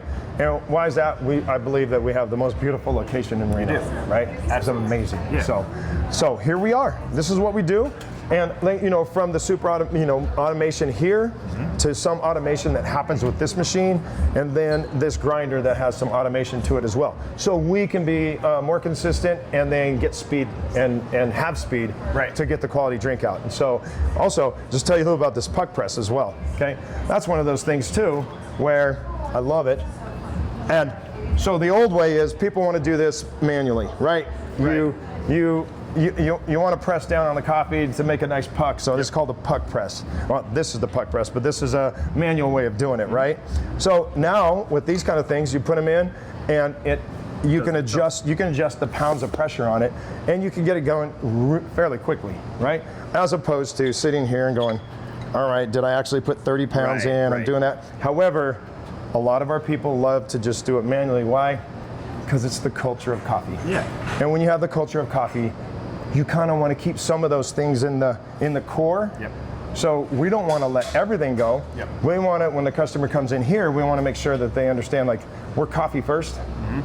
Right? That's why you have the espresso machine right here. Right. I don't know if you remember this. We had the mod bar, and we had on the bar right here. They were just units that came out right here. Oh yeah, yeah. And and the modern bar, if you will, is you come up and you don't have. We have sometimes the shorter baristas like, hey, how's it going, right? Well, the nice thing about that is it was more open for conversation with the customer. And I think they were great, but it's one of those products too, is like, I think we outgrew it. We can go back to the traditional on-the-counter type of espresso machine with some of the automation and the things that we need in order to still be able to have a conversation with the customer, or even have a conversation with the customer here while they're waiting for their drink. Yeah. So that's what we focus on here at Riverside. Yeah. And especially if you've been here, you've seen, we have 40 deep. It's like going to Beloved Bread on a Saturday morning. You're like, oh man, right? But we hopefully feel like, they stayed in line there, but as soon as they got here, boom, they got their drink. Yep. Okay. So that's kind of what we've done. But I mean, it hasn't changed much from 2013 when we started here. But here we are in 2026. Yep. I think it's 2012. I'm sorry. And here we are, 2026, and I still feel like it's the same product, the same building, the same It's the same atmosphere. feel to it. Absolutely. Yeah. Absolutely. So with all this automation, automated, machines that you have, does the human touch, is that still relevant today in coffee and with what you guys do? Has to be, because we talked about it before, even at the roastery, is our employees have to taste coffee. Yep. They have to understand why. Every morning, right? Every morning, all the time, throughout the day, because things change here, right? So, no, they have to taste the coffee. They're in touch with the coffee. They understand grind size. If something's not right, they still have to adjust it. It's not that super automatic machine that is like doing everything for you, right? Even like our roaster, our new roaster, there's still some elements that we have to. It's that human interaction you still have to use in order to get there. Yep. But on the barista side here, it is very important that they're understanding volume that's going into that, right? They're understanding the taste, where they need to be, and then now they put that into practice. What did we talk about? Experimentation. What was it again? Experiment, document, and then duplicate. Right. That's what they're trying to do, and that's the hard thing for them to it's not hard to achieve, but it's very like, you've got to be on top of it, right? Once you're on it, you got to do it. Yes. Throughout the day. I mean, this is kind of like a Michelin restaurant setup, right? Before you open service, all the cooks have everything plated, ready to go, whether it's just sauces or a little slice of meat for the head chef to taste, or for the chef de cuisine to taste. Yes. And then they make simple adjustments, more salt, more fat, more acid, whatever it needs. Yes. They adjust it, they retaste, and then they do it again. So it's every single day it changes, and you're constantly kind of tweaking the methods to make sure that you're putting out the perfect cup of coffee or the perfect sauce to plate your quail. We're going to put ourselves in line with, we want to be in that kind of excellence as a Michelin star or a great restaurant that understands. Just like we talk about reset to open, right? Like sometimes a big rush happens, like what do you do in a restaurant? No, you got to reset that table. It's got to be just perfect for the next guest to come. Everything's got to be tight. Yeah.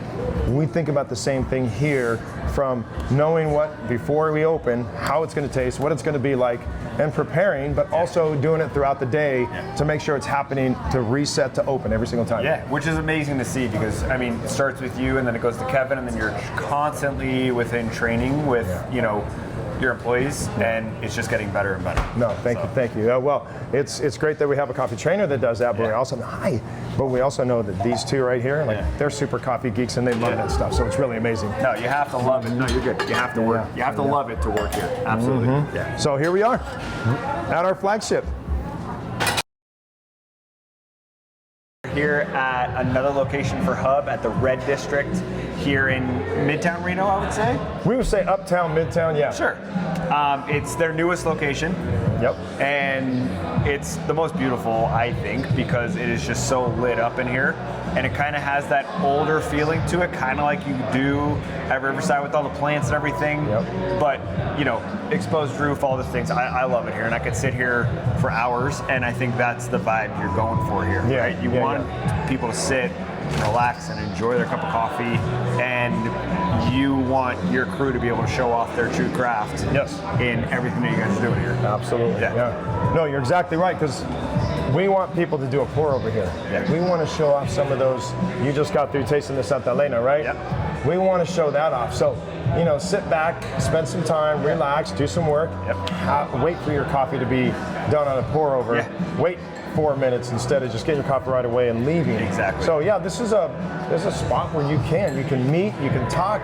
We have upstairs. Upstairs is great because they have all little areas. You can either have a big table, a medium-sized table, or you can be two people talking in private, you know, in the corner. Yeah. So or you have this where people are on their laptops and they just want to be involved and hear the music, and they want to smell the coffee and they want to hear it. Now, for me, that's a cafe experience. Listening to the grinder, the smell of the coffee being made, and then hearing that steam wand sometimes too, as long as it's not screeching. So that's what we're going to do. We're going to have some fun, and we're going to learn a little bit. You're going to pull your own shot. Yes. Okay. Which is already dialed in, which is great. You'll be fine. Okay. Especially with these super high-tech machines here, right? Like these grinders. Yeah. But then when we do the milk, that's the most important part, right? And so I'm going to give you a little precursor on how you're going to manipulate the milk when you pour. So what we're going to do is we're going to start out with water first, okay? So I'm going to do this. And here's what happens. I think we're gonna do it in one of these so we can make it easier. Okay. I want you, let's come right over here. I want you to be able to be relaxed after you steam the milk. You want to be relaxed. A lot of people are like tense up and they're trying to do these things. I try to like just put maybe 2 fingers in there, maybe 3, let myself relax, and then I want you to just practice a couple times. Thin stream, then come right down, give it a little bit more pressure, and then just do this, okay? Because here's what happens. You'll get that milk and all of a sudden you'll be like, no, just relax. Come in here with the water first, pretend that, and I want you to stay to the middle, always. What people want to do is they think when they do that little leaf on top, they got to do all this rigmarole. Keep this stream right to the middle. of the espresso. Okay. Then you get it lower and give it a little bit more pressure, if you will. Okay, so I'm going to have you do that a couple times. All right, just so you can get comfortable with it, okay? All right, and here's a good thing. Why don't you hold this like that, so it just feels a little bit more comfortable. Oh yeah. Right to the middle, stay in the middle. Oh, natural. Yep, that's all you got to do. And latte art. Clear. It's great, but you just can't see it. Do that a couple more times. And so what I like to do is when I'm training these guys is like they'll start up high because I want them to feel comfortable, right? And then they come down and they do their thing. Start up high real quick. Ah, there, perfect. Now come down low. And if you did that, stay to the middle. Don't do anything else. Stay to the middle, no swirly. Okay, because you're gonna see, when you stay to the middle, all of a sudden that white dot opens up, right? Okay. If at the end, if you keep doing this, all it's going to do is wash it out. Okay. We're trying to have some contrast, trying to keep the espresso and the brown part of that espresso staying on the top, and you're folding the milk underneath.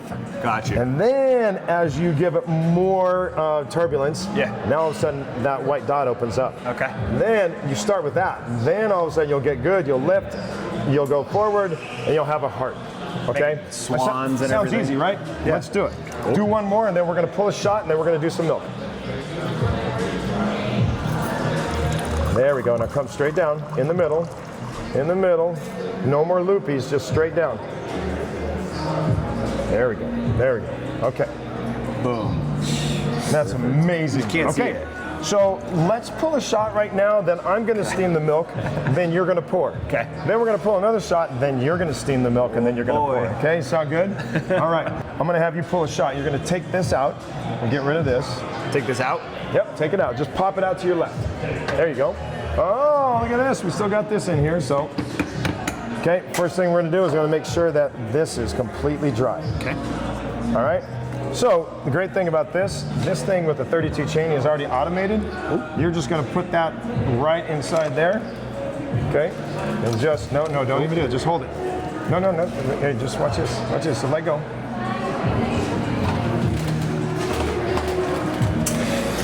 Hey, is the middle one? Yeah, it's 18 grams. So the thing about this espresso grinder is based off of revolutions. So you have those, you have the burrs in there. Okay. But these burrs are based off of revolutions. So what it does, it creates less static pressure instead of two burrs grinding together. Okay. So as you see this, there's not a lot of like static that's happened. One, saves on product and cost of money. Right. And you get a much nicer. Look at how beautiful that is. Right. Nice and fluffy, super that consistent. kind of thing, right? So I'm going to have you come right over here. We're going to hold this here. I'm going to have you face the other way, opposite way. There we go. All right. So you're going to hold it with your left hand. Oh, okay. Because I'm assuming you're right-handed. Yep. So you're going to get this. All I want you to do, and you're not even going to worry about any technique right now, but I just want you to put it right on top, and I want you to push down. Right? And this is nice, so put your palm down on that, and you can push down a bit. You're perfect. Don't have to worry about anything else. All right, put that back down there. Wipe that off real quick, just with your hands. Perfect. Now you're going to come right into this, right into the group head. It's called the group head. Come from the left, and then go right. Atta baby. And when you get to the tighten it one more time. There we go. Here's what we're going to do. We're going to go right into the cup since we're going to do some latte art anyways. Okay. So I want you to hit this button. It's the free pour button. And so this tells you the seconds. We normally like it to start coming out around 5 to 6 seconds. Okay. So we're at 7. We're going to see what happens here. Yeah, well, okay, we're okay. We're okay. So that's that first part of the espresso that we were talking about. Those are all the, the sweetness and the fibers and all those things that are coming out. And then the sweetness comes in the second phase, like right now, as it's starting to lighten. Okay. And then we were talking about salt. Once all that is gone, what happens, right? So I'm going to say about right now, we're going to stop that. Okay. Okay. That was about a 31-second shot. Yep.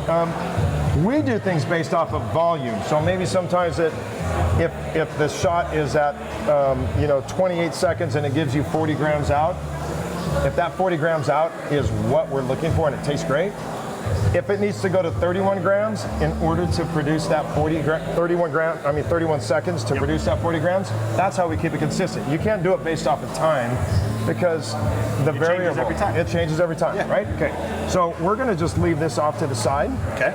And we're gonna get some milk. And I'm gonna do the first.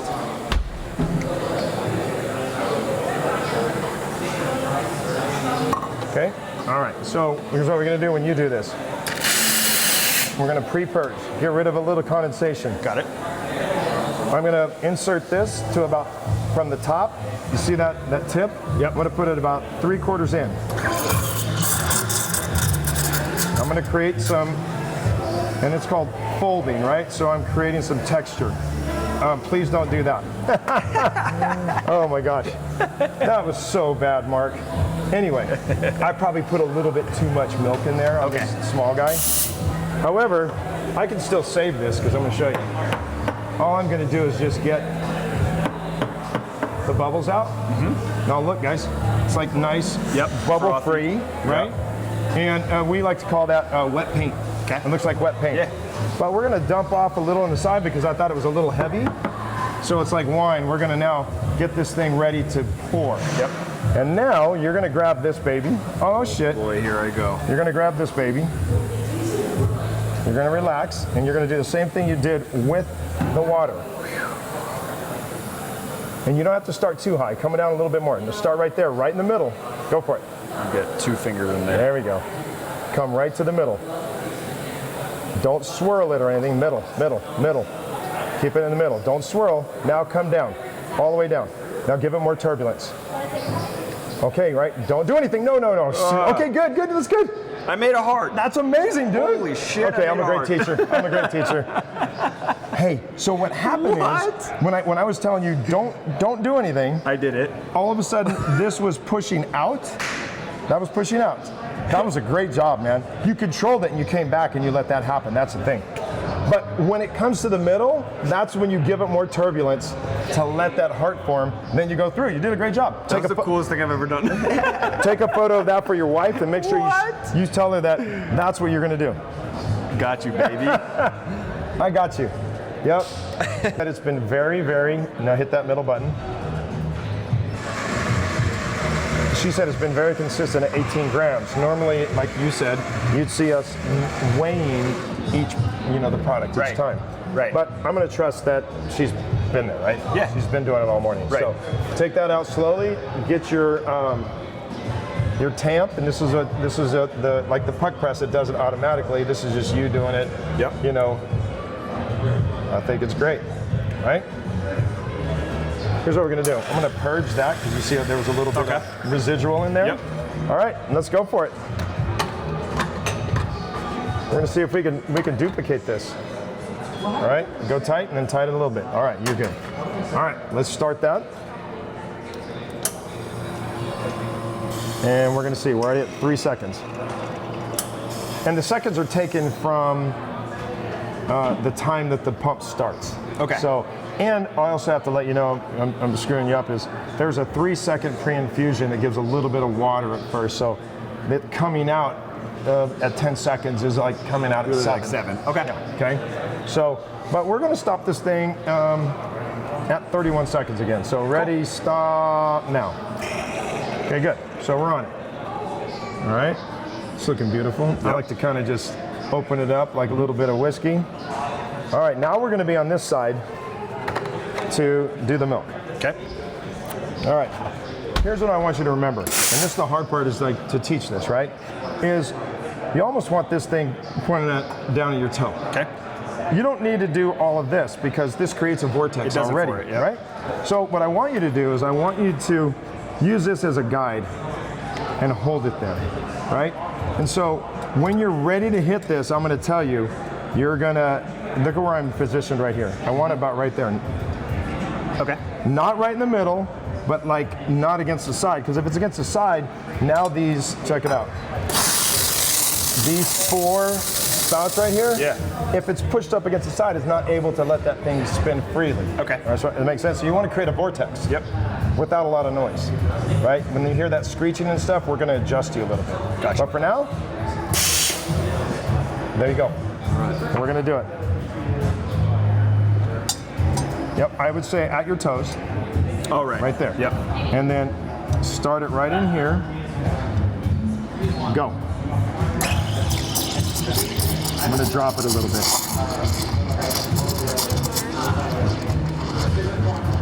We want it to spin. Okay, we're done. All right, I'm gonna let that out. Okay. That looks pretty damn good. We're gonna clean this. We're gonna purge that. Now look, I want you to pound the bubbles out a little bit. Spin it like you're getting ready to drink your wine. Don't you think you did a pretty good job? Look at that. That looks great. Does it feel hot enough? Yeah. Now, when we train and we do stuff, we got to know, is it hot enough? Because you see that we don't use thermometers. Right. We do it based off of touch, feel, and seconds, right? And so some people go, oh, I don't know how to do that. Well, you'll learn. Did you need me for something? Okay. All right, so we're going to pour and do the same thing. But before you pour, I want you to pound one more time, and I want you to open that up. Because what we want to do here is we want to see this. We want to get that thing not to come out clumpy. Yeah. That is a perfect thing to do as a barista. All right, now you're going to go for it. All right. Whoop, whoop, whoop, whoop. Okay. You want to learn how to make latte art? There we go. There we go. You can do it. Now keep it in the middle. A little faster in the middle. Now come down a little lower and give it more volume like you did last time. All right, all right, all right, all right. Now lift and go forward. Okay, all right. Hey. I made a peach. You made a peach. You made a, okay, we won't talk about that one. We won't say, right, but you know, it looks pretty damn good. Now look, that takes, guys, this is the thing. You did a wonderful job of the first pour, second pour. What happens is these guys are doing thousands of drinks. Right. You get used to it. Finally, after a while, you just know, you're just like shutting your eyes. And, and like I was showing you, I mean, I kind of know this. I do the same thing. I could do this in a cup, and I could do the same thing. Right. It's just, it's memory. Right. Muscle memory. Muscle memory, that's all it is. But that's the hard part, is consistency, texture, and how we want our drinks to come out. We don't want those layers. Foam, airy foam, thick foam, and then the product. Right. I think one of the things you asked me one time, or maybe it was in some of these questions, was, does the latte art make the drink better or not? Absolutely better. Why?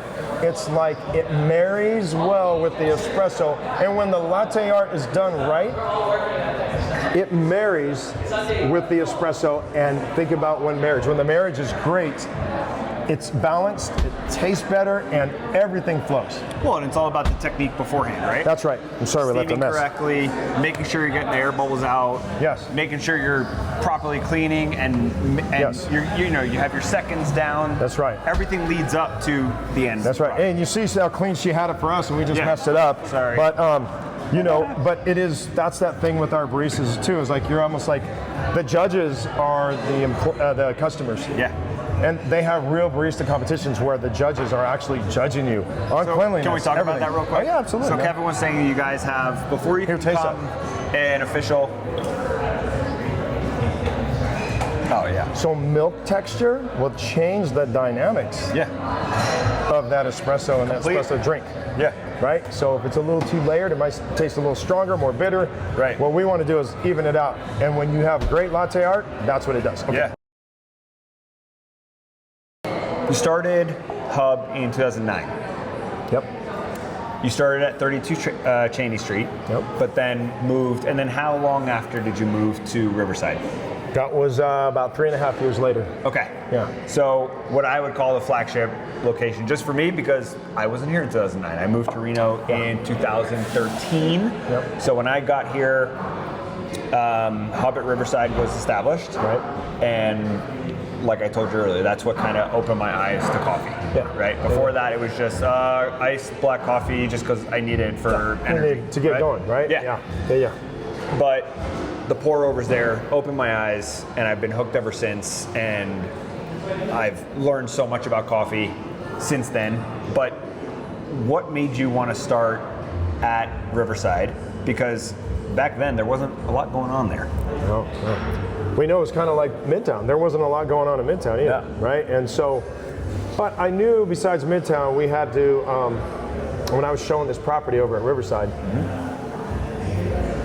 I mean, how can you say no? We had the river, we had all the elements, we have stone, we have concrete, we have grass, we have water. Yeah. And I was like, and the brick building, I was like, yeah, we'll do it. I didn't even hesitate. Yeah. Right? And you saw I saw the vision, and sometimes we get lucky with our vision, and sometimes it's calculated, and I mean, I never calculated any of that. It was a gut feeling, and it was like, I'm doing it. Yeah. And so here we are, 13, 14 years later, and we've done it. Yeah. And yes, because that is our oldest running store, or longest running now, I think most people always know it as, those OGs from, they know 2009 we started at a 400 square foot garage. Yeah. But that Riverside is known as, that's the spot. Yeah. Right? That is the place that when I go to the hub. Yeah. I mean, I talked to people I'm in California one time, and we were coming back from camping. We decided to stay at KOA, and then we stayed next to these people, and we started talking about Reno, and they're like, had all their kids, and they're like, yeah, we go there for hot dogs nights. We always go to this great coffee place on the river. No way. I just started laughing. I was like, oh, and then my wife was like, oh. I go, so what is it called, the hub? And they're like, yeah, they're in the hub. We go there. It's great, blah, blah, blah. That is so cool. All right, you know how that conversation went after that. It was pretty cool. So, yeah, I mean, it resonates with people. It's beautiful. People come, people come for conventions, right, and those kind of things, and they want to walk down the river to Idlewild from downtown. Perfect spot, right? Oh, yeah. I'm very fortunate, very blessed, and honored that I get to be there. I'm sure you are, because it really is the perfect spot. And so before 2009, you were working in sales. Mm-hmm. I could listen to you and Kevin talk about coffee all day long, because you're not just saying it like you're not just stating the facts about how everything's made and how it's produced. You could see the passion in it, and I see how much you love it and how you're still pushing every day and showing up to work every day, even though you probably don't have to at this point. But you want to be here because you absolutely love it and you have an incredible team. Were you super into coffee and crazy about it before 2009? Look, I've always had coffee in my family. I grew up with, the Latinos love their coffee. Yep. It would be like, and this is like my dad, all my uncles, everyone. They're like smoking 20 packs of cigarettes in the morning and 15 Mr. Coffee pots, right? Like literally. Yeah. And my cousins and I, we used to joke, and whenever there was a family function, there was always coffee. Yeah. But the way Latinos make coffee is like tons of sugar, tons of cream, cinnamon, and then we have our coffee. Yeah. So we thought that was the greatest thing in the world. So I mean, I've always been involved with some kind of drinking coffee. I know some people have not, like I think you said, you didn't even really try coffee until you got in your 20s. No. Right? And so I knew that, but of course I didn't understand the bitterness part of it when you're putting cream and sugar and all this stuff in there, right? Right. I mean, it was like Folgers probably, right? And so, but I think the love came when I was working for Western Nevada Supply, and I got to go to Europe, and I mean, literally, I won all these awards all the time, and I got to travel, and I did all this stuff. Even when I go to the East Coast, I'm like, I'll be on a plane going, to somebody, oh, so you're from Boston, huh? Cool. So, I was into that slow food movement, too, and it was like, from slow food to coffee, I wanted to consider slow food. I didn't want fast-paced Starbucks drive-through, that kind of stuff, right? And I always ask people, right? This is before Yelp and before Google and all that stuff, where it tell you where to go. And I'd always ask, and they'd always give me the wrong stuff. Like they thought fresh cut product was Subway, and they thought Dunkin' Donuts coffee was the thing. Oh yeah. No, Dunkin' Coffee now has come a long way. Yeah. Right? But back then, in the early 2000s, I was like, that's I would rather go to Starbucks because we know it's crap coffee, right? But it didn't matter. You get a donut, you get a crap coffee, you put them together, everything tastes good. Right. Right? But at Western, it was like this thing. It was like when I always come back to Reno, it was like, why aren't we doing it this way? What's happening here? And it was me wanting to finally go, all right, it's time for me to do my thing. And I'm just going to go for it. Yeah. And guess when I did it? in 2009 when the recession was going on. Yeah.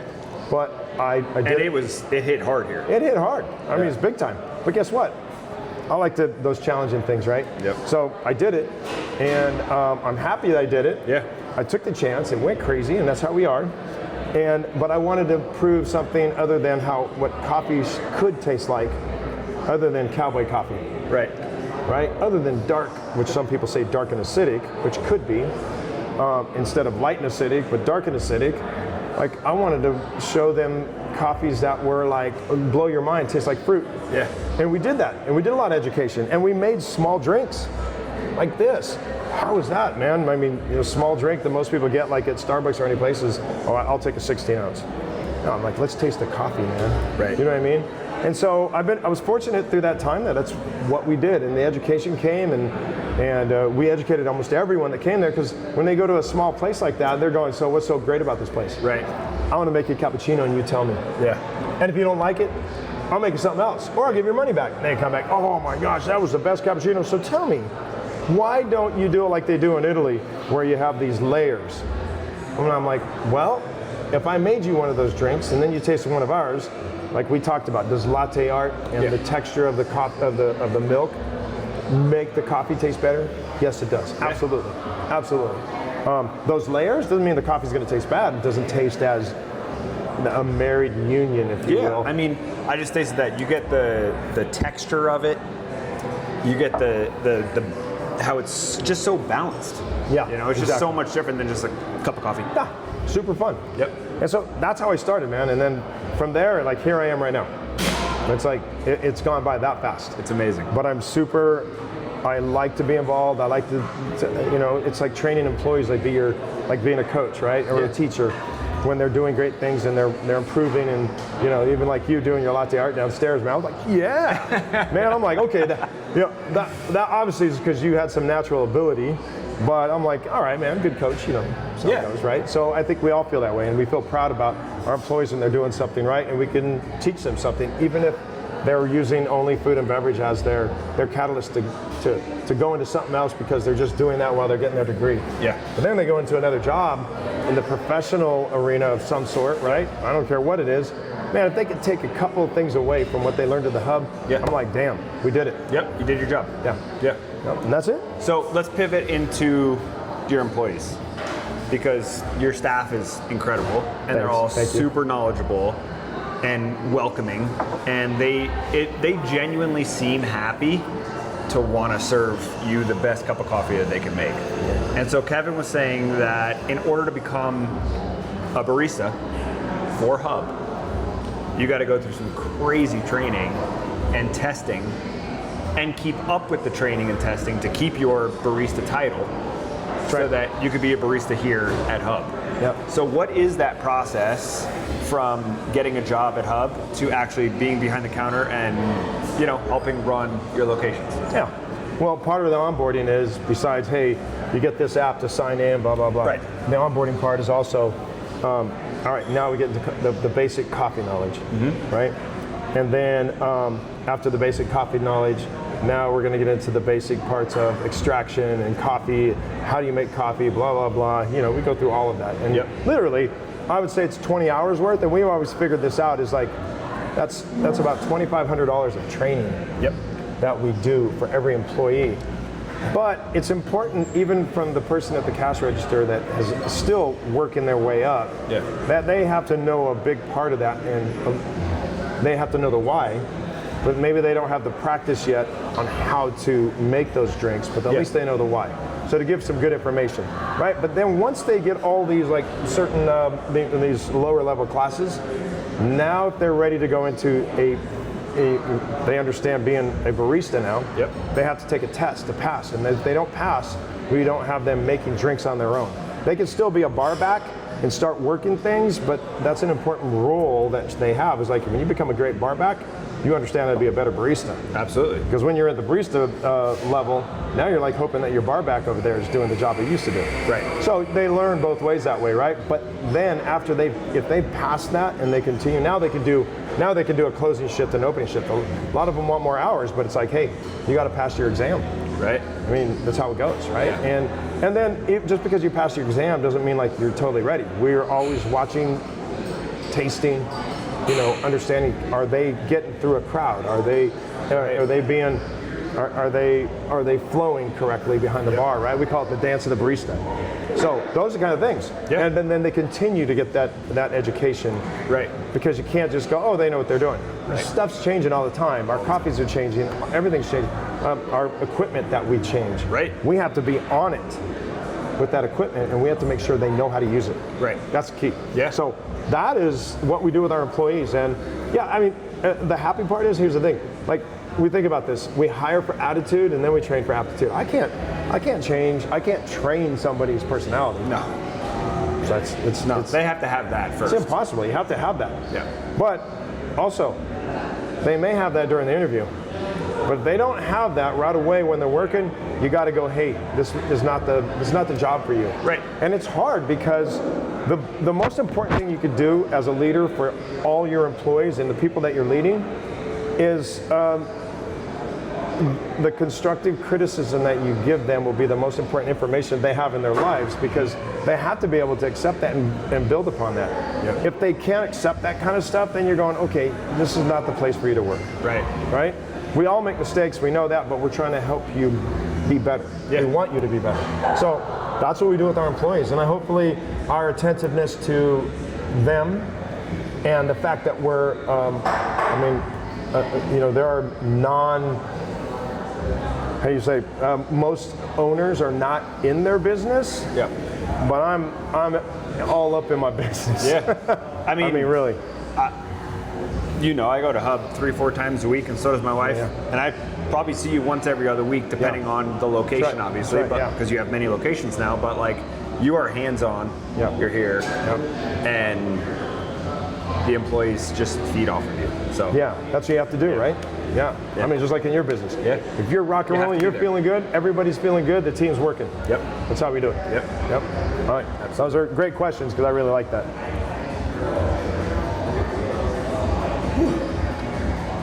Okay, so this would be 3 locations plus the roastery. How did you scale? There's a couple of locations I remember.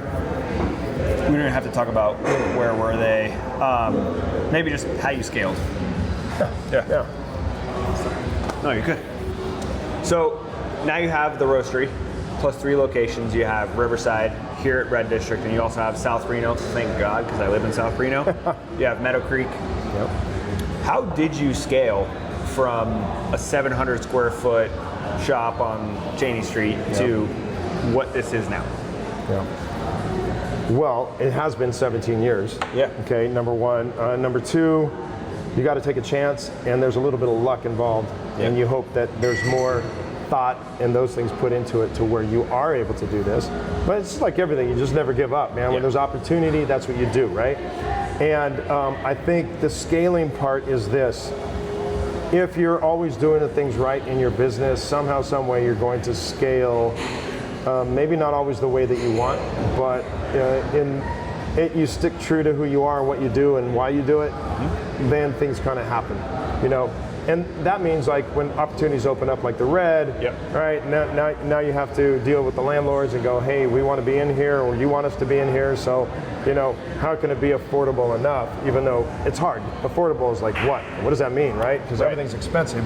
But I think we've gone through some ups and downs with other locations, and I think where we're at right now, as far as us scaling, in the Reno area, we've done a great job at kind of like having our own demographic in each store, each area, and each property, I should say. But it also overlaps a little bit, because Reno's not that big. It still overlaps, like a sprinkler system, right? And it overlaps a little bit, and we're kind of, where we're at right now, we're kind of there for all people that go, oh, I'm only a mile from this hub. Oh, I'm only 2 miles from that hub. Oh, I'm only 800, half a mile from this hub. Right. So when we do that, I think that really, where we're at right now, the scaling part is like, all right, what's next, right? I feel we're at a point now where how can we serve our community and our people better with the locations that we have? Yeah. And that's the future for me on our scaling, on how we scale, is just always continue to have the product that is working for us, but also works for our customer, keep them happy, and then let's just stay in business. Yeah. You know? Yeah. Awesome. That's it. Well, you've done it the right way, so thanks, man. Congrats. So let's talk about the beans, right? I know you get beans from Nicaragua, Brazil, Colombia, Costa Rica, Kenya, Tanzania, all over the place, right? But how did you pivot from just being a customer to being an actual partner of 3 different farms, one of which being regenerative organic farming in Colombia? Yeah. Again, a little bit of luck, right? But, you know, nurturing relationships, right? To where now there's opportunity. Yep. And my son and I took a trip to Colombia, 2014, I think it was, and we met this producer, Rodrigo Sanchez. Right there, you guys. Yeah. Rodrigo Sanchez and his wife. Well, you know, I kept buying coffee from him, and then, you know, we had this relationship always, right? Even on WhatsApp. We've been talking on WhatsApp since WhatsApp began. Yeah. And so I think this relationship formed to the point where we felt like we were super family because I speak Spanish and it was easy and like we'd go visit and blah, blah, blah. But then I met this young man, Vicente, who is an exporter, young, smart, like really gotten into the business. And there was a program through the Obama administration that some of these South American, Central American people, and it was through UNR, that I was they put me together. He came here, they put me together with Vicente. He stayed at my house. We did all this stuff, and we formed our relationship from there. And what happened was we put together this program and what we wanted to do, and we presented it to the United States of America, the State Department, and we won. So I got to go now in 2016. They paid for my whole trip for he and I, Yeah. as we were creating this initiative. And this initiative was like, when we go to these farmers, we're trying to keep young people in the farming industry to not go to the cities and then become, you know, not get jobs and now become gang members and all kinds of stuff, right? In South America. But how can we get them to be more involved with their parents and their family farming practices? And that means we do a program where we bring, and it would be a lottery thing, but we would bring one of those people here to Reno, Nevada, and they would work here for 2 or 3 weeks. Wow. We've done that twice. Okay. And I did that also with the Peruvian National Barista Champion, which was pretty cool. Wow. So yeah, we've done those things. So anyway, so Vicente and I, when I took him on this trip, I introduced him to Rodrigo when we were in this part of Colombia, which is in the Huila district in a little town called Pitalito. And anyway, so yes, we started a relationship from there. And all the coffee that Rodrigo was producing and selling made Vicente's business. Okay. Okay, like really did. Made it take off. Like it was amazing. It was like, yeah. And so here we are, so 2016, 2017, for 3 years we were all looking together. It was like, hey, what about this farm? What do you think? This is too big, we should do this, not enough, you know, whatever. March 2020, we opened our first farm, Finca Las Nubes. We purchased that, it was crazy. Then we went and used that money after we paid that farm off. Yeah. And that was an 80-acre farm. Then we went to 160 acres. We planted 30,000 plants. And then with that, now we wanted to even go further, is now how do we do this completely regenerative farming and certified organic? Because we wanted to, you know, if you could be everything to all people around the world, somebody's gonna buy it. We have to have a certified organic, but well, even better to have completely regenerative farm. Yeah. Really hard to do, but it took us 3 to 5 years to finally solidify that. Yep. That is our baby. It's called Monte Bonito, and it's really amazing. But that's also for those people and those roasters in the United States and elsewhere that they really want to have a certified organic product that really resonates with the farming practices too. Right. Not just saying it's a license that says you're certified organic. Yeah. So that's how I ended up with those. And I got to tell you, I'm very fortunate to be part of that because it gets me to really understand farming practices all the way, so seed to cup. But the one important thing that I'm really, I'm more proud about is that I wanted to make sure that those workers were treated fairly, and also to the point where that Las Medaneras farm, the second one, we built separate living areas for the workers because stuff goes on that shouldn't go on in those kind of environments, and maybe not consensual. So, is to have separate bathrooms, separate beds, separate. We did that, and we also created things to where,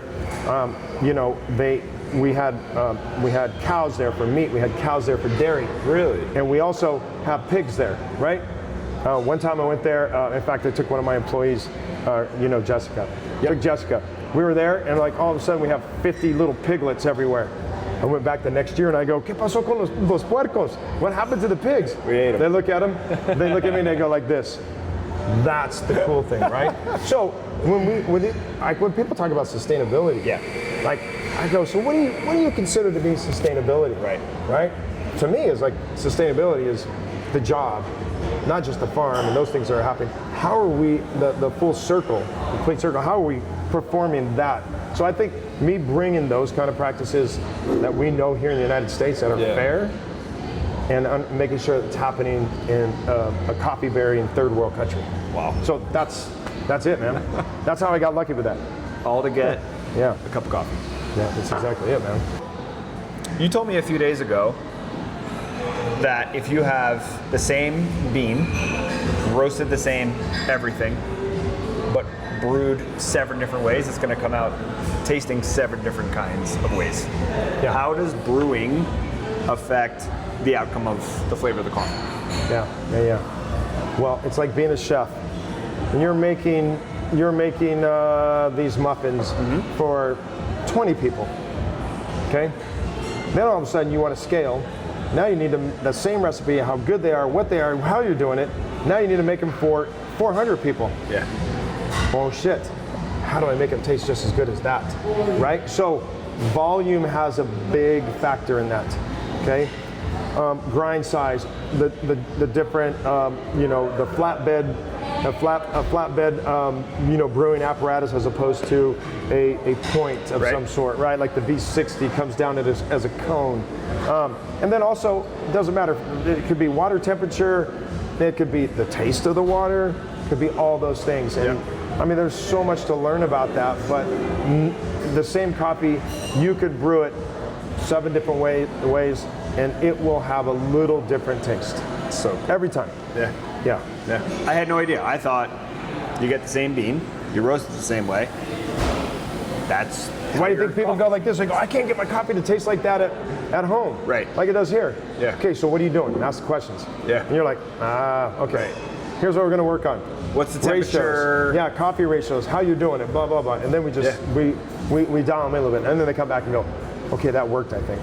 You know what I mean? So that's how it goes. So with a roastery where you're really controlling everything that goes into the cup of coffee, right? Being a partner, you have 3 locations now. You've had other locations. Do you ever want to expand? I always want to expand. It's all about the timing. It's about the gut feeling, location, all that stuff together. And Reno's growing. It is. But I think where I've gone now is like I'm outside of where that middle space where everybody thinks if they all go in the same area like Midtown, that they're going to have this crazy business. My mind is, let's go out. Let's move out. So if Sparks ends up being one of those, Sparks Nevada ends up being one of those, and it's the right timing, right everything, then we'll expand. But I'm always looking for other opportunities. Awesome. Very cool. So now let's talk about the latte art. So we're talking about your latte art? I guess I nailed the first one I've ever tried. Second one is questionable. Still good. But it tasted good. I had no idea that latte art affects the end result of your coffee. I just thought you're doing it to kind of show off and to kind of show like, oh, look what I can do, right? Yep.